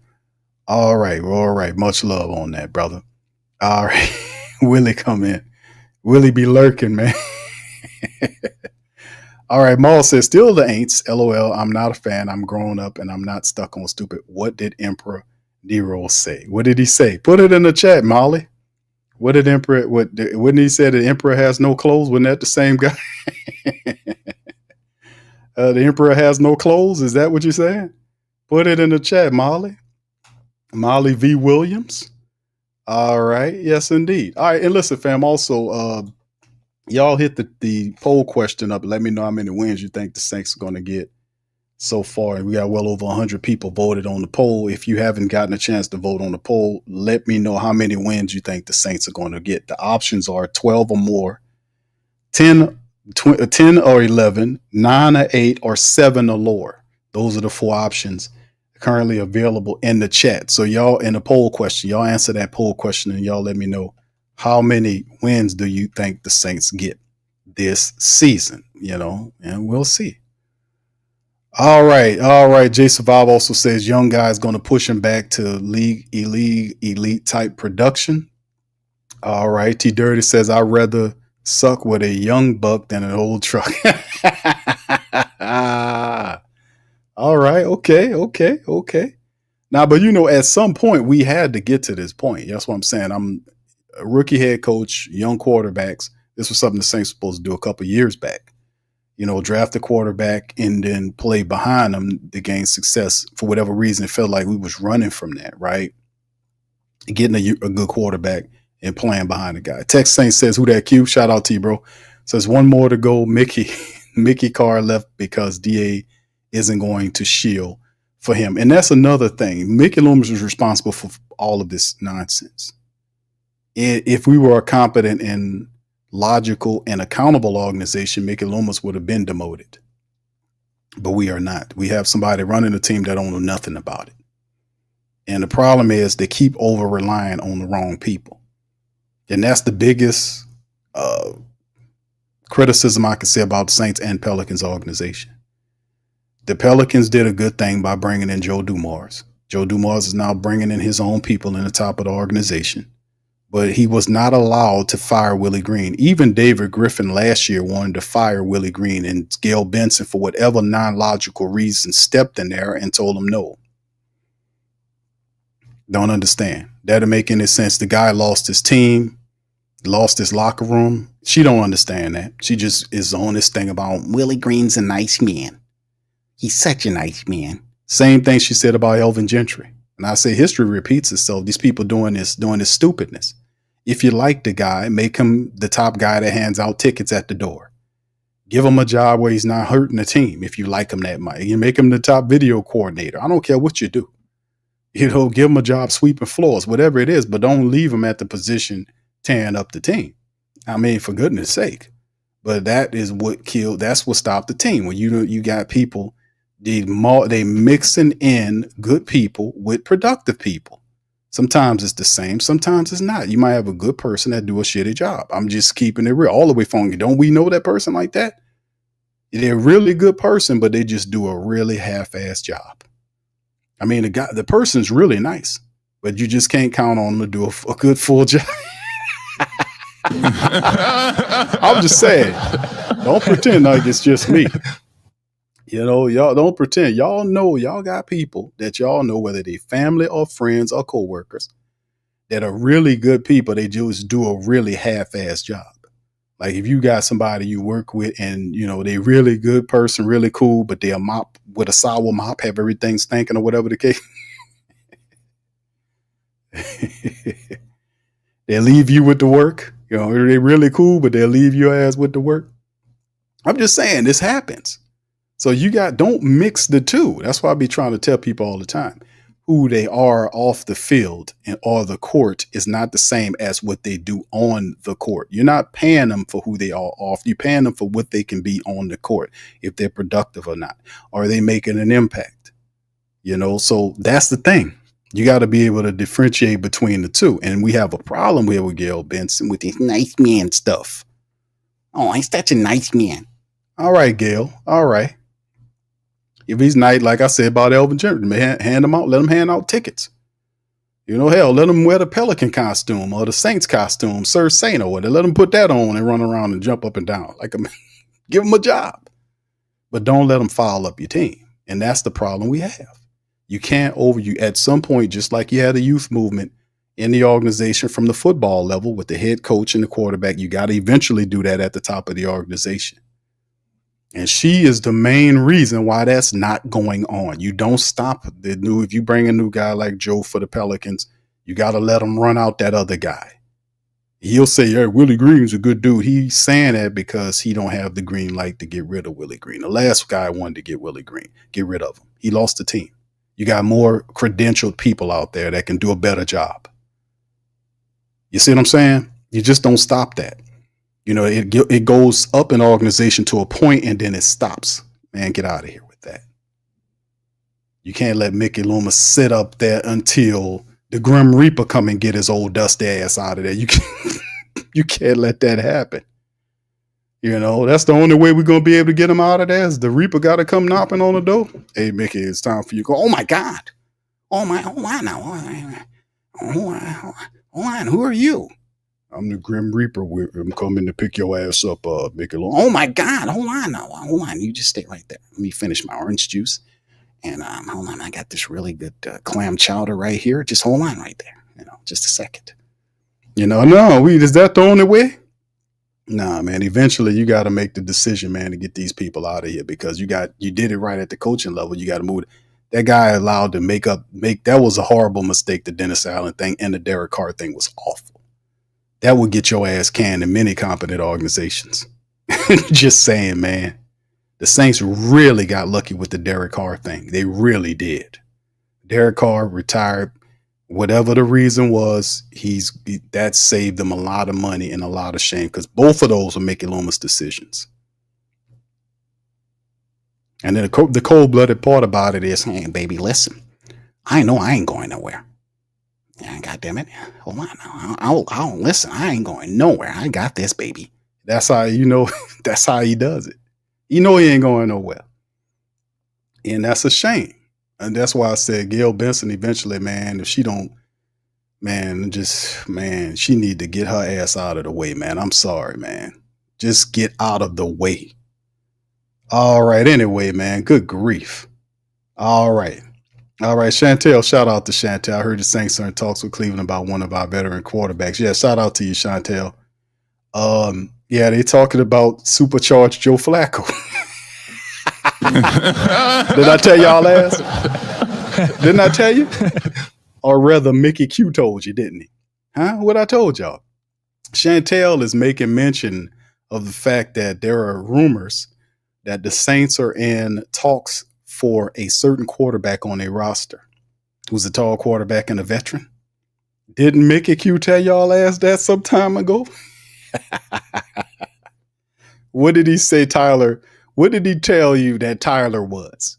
I said it to the NFC South. I said it to it prior to that. Huh? Yeah. Who did I tell you he was? Let's see if the family members remember who it was. Who was it?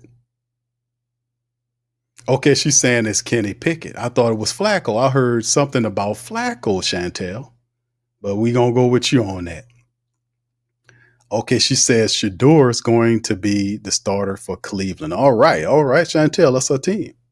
Supercharged Joe Flacco. We'll see. Because to me, and it probably wouldn't make any sense, but it don't make no sense for it to be Kenny Pickett.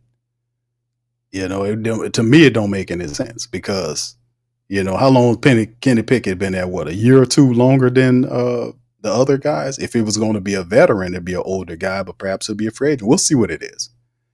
Yeah, supercharged Joe Flacco. Is he a supercharged Joe Flacco? I think he can move better than Joe. He got height on him, though. Rich says, Q, at this point, we forgot what winning looks like. After DA and Carr, we just have to trust more Super Bowl resume at this point. Listen, bro, I'm with you on that. Man, coming off that hot Super Bowl win. He got his quarterback as he wants him. He got a good team of people. The draft added some good talent to back up some of these guys. You're not going to truly appreciate this draft until next year.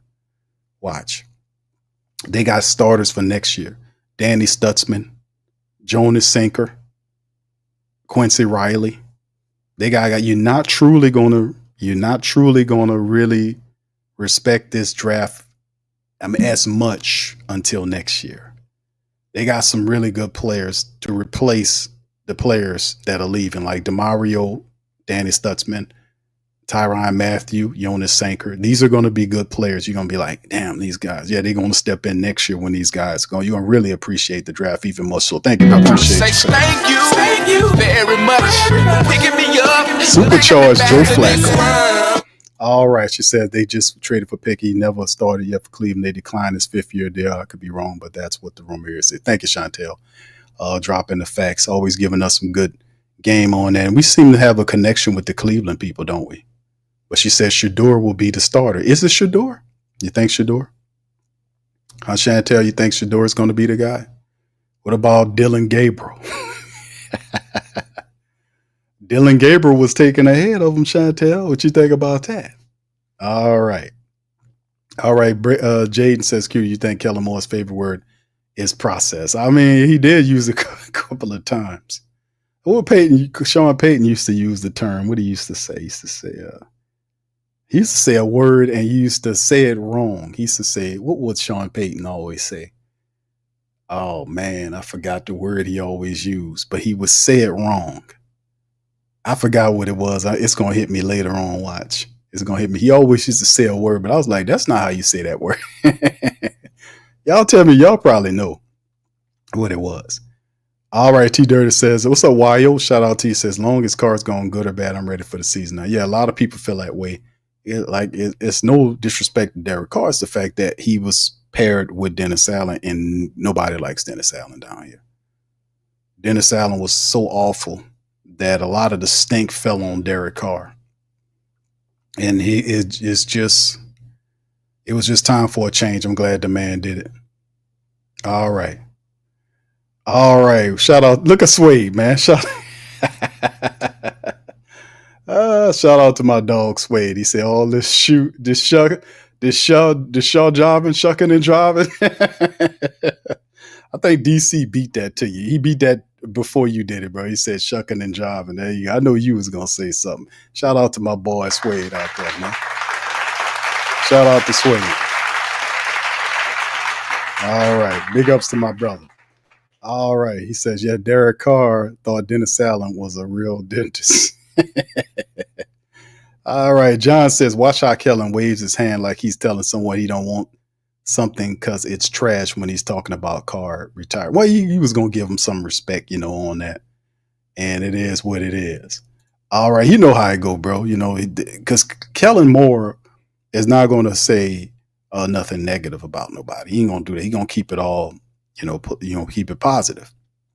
Is what he's supposed to do. You don't need to poke the man on out. That's why I ain't saying, the guy retired. And listen, a lot of people knew at some point he wasn't going to come back. I said it. A lot of the media people said, I don't think he comes back this year because it was a lot going on with Derek Carr, right? It was a lot going on with Derek Carr. He had stuff going on with his wife. And then listen, the way the Saints was losing, the fact that he was hurt. And listen, he was hurt. He played hurt. I think that was a bad look because they really kind of messed him up in that second year. Because Dennis Allen was playing the man hurt when he had Jameis Winston behind him. Could have let Derek Carr sit out some of those games, but they were just shooting the man up with painkiller. He had broken bones and all kind of stuff going on with him. And they just shot him up with painkiller and then pushed him, wheeled him out there. His eyes was bucking. It was just, I was so upset about that whole situation, about how they said, you can say a lot of things about Derek Carr, but you can't call him soft because he played when he was hurt. He played when he was hurt. He didn't play well, but he played how he was supposed to play. That's why I say with him getting on out the way, he would have to come, if he was going to play, he would have to have the surgery. And then he probably would have missed all of 25. And then he would have came back for 2026. And by that time, you had already had one of these young quarterbacks as the team. So he would have to battle them to take the team back, and it'll been a whole year. And then he would have to deal with all of the stuff that came with that, like competing with these young quarterbacks. And once these guys got the team for a full year, because I don't think he would have played this year if he would have not retired, then that would have been a whole nother thing. He would have to deal with competing with these younger guys who had a full year of that new system. I don't think that would have been too much. Plus the fact that if he'd have got in there and played poorly, then that would have been a whole nother thing as well. So just take your money and go. You got a lot of money from the Saints the first couple of years. You got $10 million this year. Got a lot of bread. You paid 11 years in the league. You busted up pretty good. Just go take your money and go live your life, man. You're doing better than a lot of people monetarily speaking. Just go live your life. And he elected to do that, and that was a positive. So, we don't want to poke the bear out of the way. A lot of people are just happy for the fact that there is clarity on top of the team and who is going to be going forward at the quarterback position, and not all of the haze and the fuzziness that, upset the newness of the season. Now that it's gone, people can take a deep breath and kind of enjoy the season. But, I got to give Carr, I'm going to give Carr more respect in the decision than Mickey Loomis, because it was Mickey Loomis that screwed it all up. And Carr ultimately says, I'm done. And he took him off the hook for a lot of money, especially next year. A lot of money's off the hook. So that was really big for him to do that. So I ain't going to poke the man, poke the bear on the way on out, man. And the man, he did what we thought was best. All right, Brother Prom says, waste of money. Carr was 14-13, Winston 13-8. Wade. All right, thank you, brother. Appreciate that. Thank you very much. Picking me up, bringing me back to this world. Yes, indeed. Shout out to you, my brother. Good to see you in there, man. Much love, bro. All right. And like I said, man, we good, bro. I think all the family members give Swade. So, yeah, we ain't heard from Swade in a while, man. Shout out to my boy, man. All right. Yeah. All right. Yeah. That Black Swade. See, everybody happy to see you, brother. You need to show up a little bit more. I think I seen you on Instagram one time, but bro, I'd be all over the place, man. I'd be just doing every damn thing. Jason Fowler says you got to go get Shador if you want him. Cleveland probably got all them QBs because Stefanski could be on. Oh, he definitely on a hot seat, but that ship is passed, right? I don't think the Saints are interested in Shador at all. That ship is passed. He's a Cleveland quarterback. That narrative is over with. that was something that was drafted maybe prior to the completion of the draft. The Saints made their choice. It's Tyler Shaw, and they want to go with him. So we'll see how they can do with that. That we'll see what that's about. Let's see what happens with that. We're going to see, because like I said, I want to see how the man look competing with Spencer Rattler. Brother Dwayne says Derek Carr had a serious shoulder injury, starting with a fully torn labrum and a rotator cuff injury that was in degenerative state. Q. If he elected to play without surgery, no more career. Indeed. Yeah, if he was going to have the surgery, he have to rehab 2025, then come back for 2026. By that time, you had a full year with a new quarterback, and you had to unseat the guy, and his money would have been a real issue, because making that kind of money, he would have definitely been in competition for the job in 2026. So he forgoed everything and just retired. I think it is definitely the best decision one could make. All right. Chantel says Shador is balling in minicamp. Okay, cool. We love that, man. Yeah, Jay Survivor said he remembers Sway saying trust the Peyton. I don't remember Sway saying trust the dentist, though. Did you say that, Sway? If not, man, we trust the dentist. All right. Yeah, it says In the Groove says guest Carr ended up taking a pay cut after all. Yeah. Nature got involved, right? That was game over. All right. Thank you, Prom. Thank y'all. Appreciate y'all. All right, fam, we're going to get ready to kind of step on that. But before I go, listen, there's a poll question. We got 140 plus people that voted on the poll. Please give us your thoughts on the poll. How many games do the Saints win this year? 12 or more, 10 or 11, 9 or 8 games, or 7 or lower? Right now, as it stands, as we're about to get ready to close the poll, 39% of the Who Dat Nation says the Saints win 7 or lower. That leads the poll currently. The next highest total is 9 to 8 games. That's 31%. 10 to 11 games is 22%. And only 7% believe the Saints win 12 or more games. But right now, 39% of the family members that are polled said that 39% says that the Saints win 7 or less games for 2025.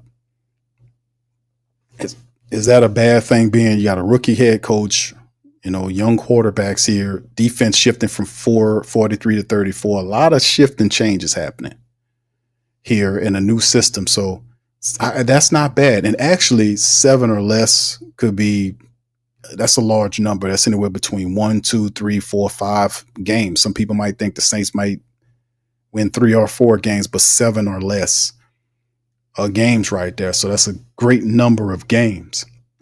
Look at Anthony says 5 and 12. Yeah, Sway says I'd trust a hungry rattlesnake before I trust Dennis. I don't think you should trust any of them either, brother. Yeah, 504 Coach says I agree. Q, it took me 2 weeks to get over not drafting Shador. I'm not going back down that dark road. Exactly. Well, not because it don't make any sense. I mean, the Saints made a choice. They chose Tyler from Louisville. You got to roll with that.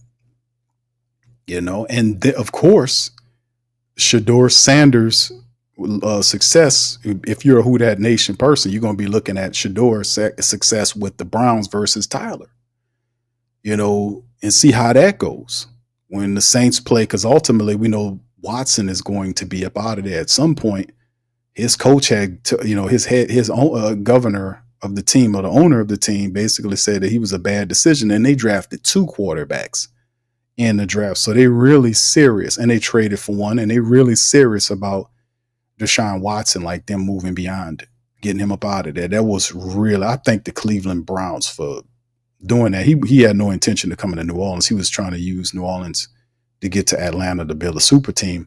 And Cleveland jumped in there with all that guaranteed money. At no point did I, but when they got up to, I was like, man, this guy's not serious about, because that's who Dennis Allen was trying to get before the Carr thing. That was the summer before.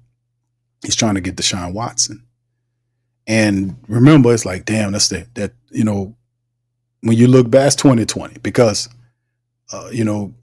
Deshaun Watson that we see now, this injured plague player in Cleveland's having problems with, was not the same Deshaun Watson that was with Houston. That was not the same guy. He took the money and it just went all kind of ways funny, but he was not the same guy he was with the Texans. The Deshaun Watson guy in Houston was one of the a top 10 quarterback in the league, top 12 in the NFL. The way he was playing out there, had really good numbers for them. And then he went to Cleveland, and it just, all that money, it just didn't hit right. The scheme, whatever they were running, he just couldn't live up to expectations with that money as a whole. That's what I'm saying. You have to be able to deal with the pressure that come with the money. A lot of these guys can't. There's a psychological component goes on, because even though they see you as a quarterback, you make a certain amount, they lay up off you. But when you're a guy that makes that kind of money, man, everybody, the attention is focused right on, it's focalized on you and how you plan. And some guys can handle that. Some guys can't handle that, man. That money can be a gift as well as a curse, depending on how you built. So be mindful of taking that big old money. And you got, it's a component that comes along with that. All right, Dwayne says, outside the Redskins QB, we have more talent on offense than them. Washington did well with Jaden Daniels at the helm. I think we can win 10 games. Who dat nation forever, baby. Thank you, brother Dwayne. All right. Brother Prom says 6-11. Has Sway been in witness protection? I don't know where you been at, Sway. Tell the people. What's up, Demetrius? He said, I want a hit of whatever that 7% is smoking. All right.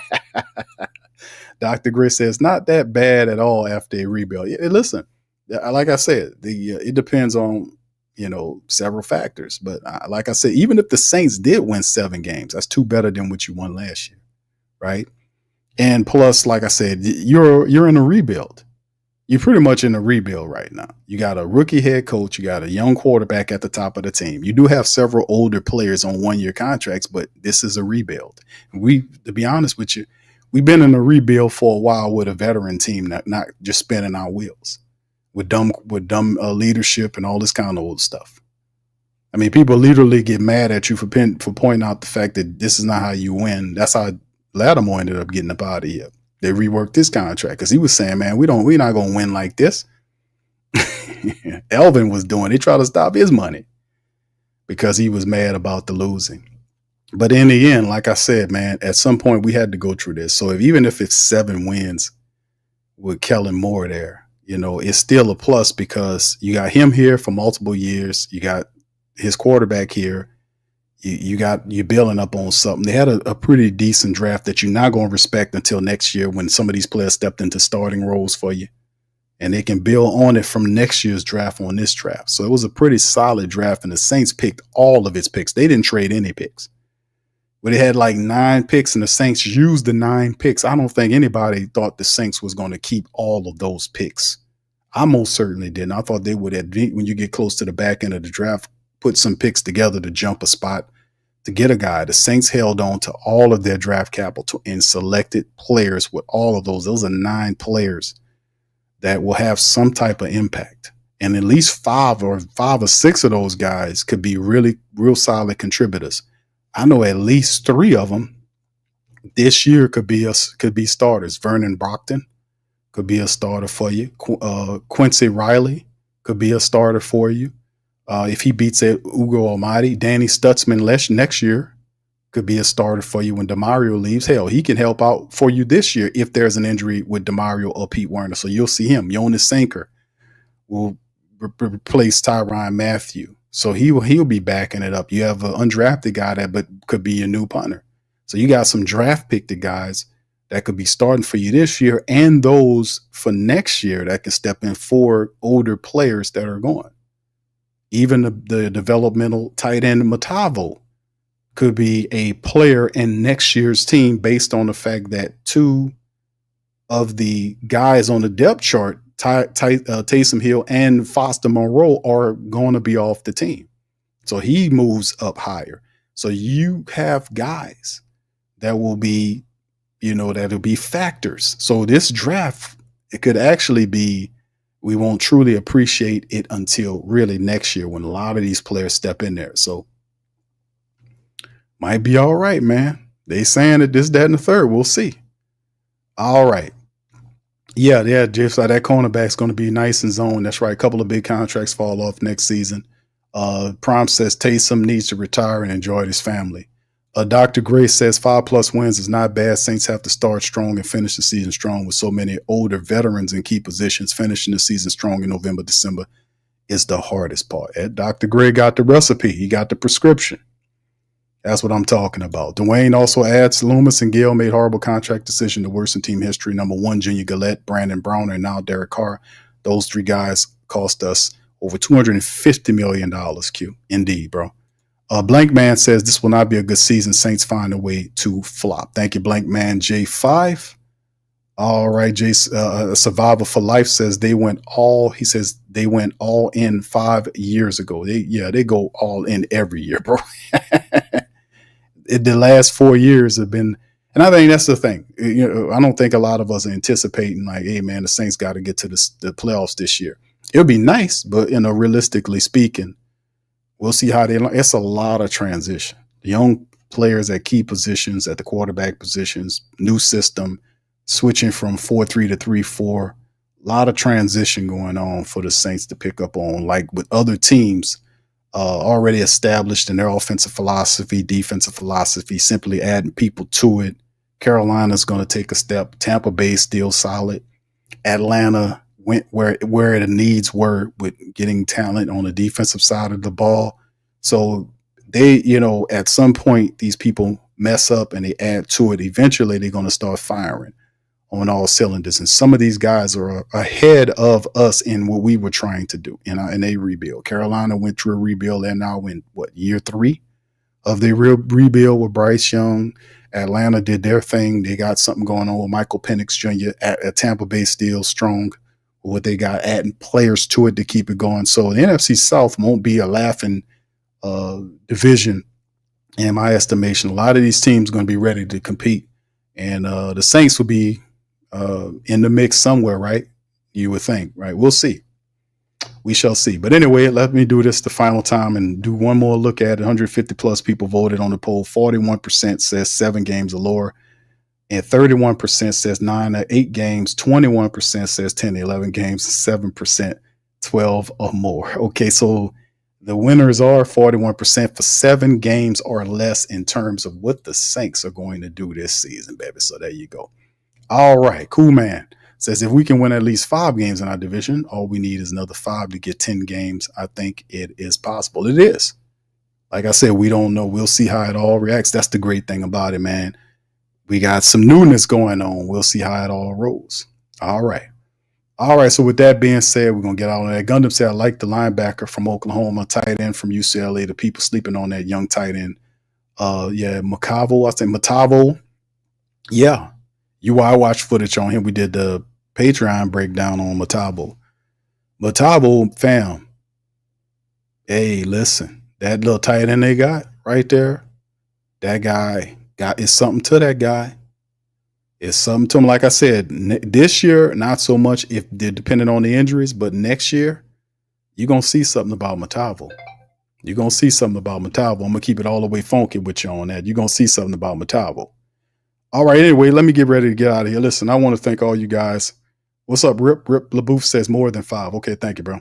All right, I thank all you guys for chiming in the show tonight. Feel free to give us a like. Also, if you're not a sub up, baby. Join the mighty Who Dat Nation, the great Saint Think Tank at the Sports Coma.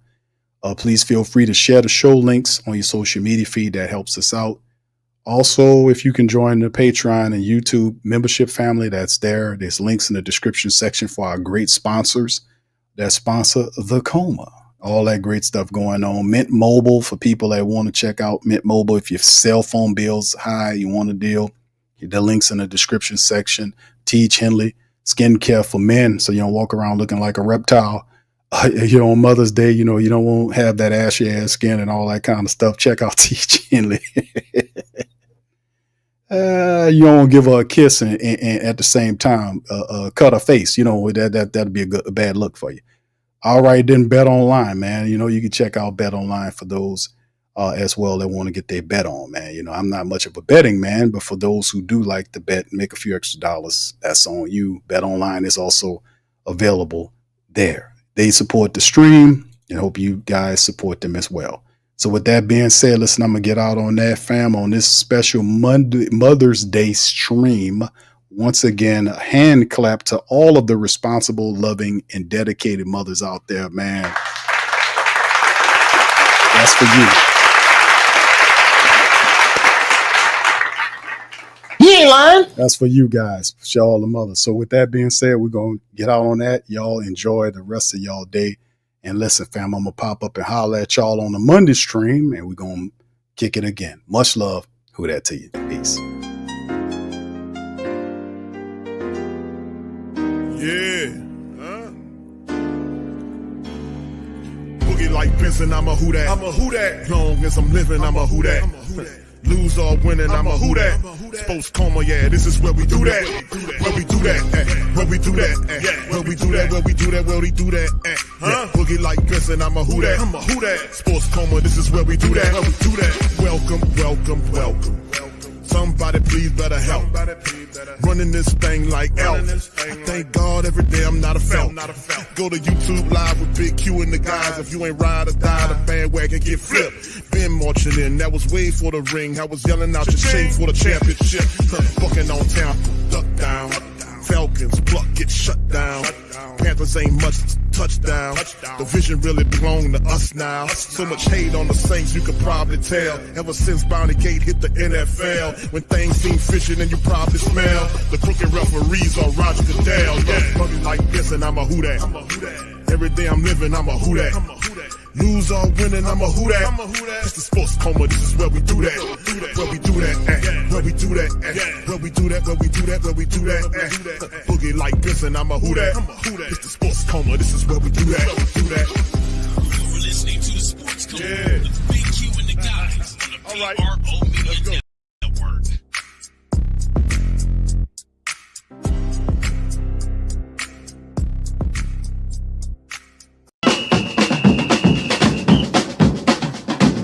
Who that say they gon' beat them Saints? Who that? Who that? Who that say they gon' beat them Saints? Who that? Who that? Who that say they gon' beat them Saints? Who that? Who that?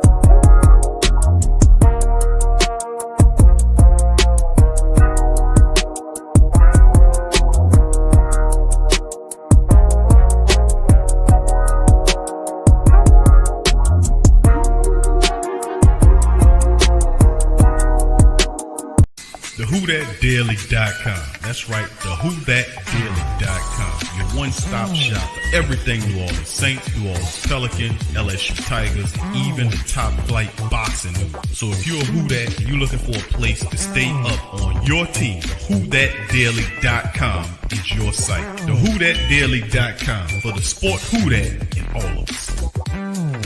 That's right, the Pro Shop is the platform store where you can go and buy all the latest merch to support the platform. Available at the Pro Shops, we have dozens of hundreds of products available for you and your family. Unisex tees for men and women, hoodies and sweatshirts, tank tops, kids and baby items, long sleeve tees, mugs, pillows, wall art, bath bedding, face masks, phone cases, stickers, bags, fanny packs, socks, hats, and many other items. Please feel free to check out the Pro Shops. The link is in the description section below. And remember, it helps the platform continue to grow. Check out the Pro Shop and Who That Too.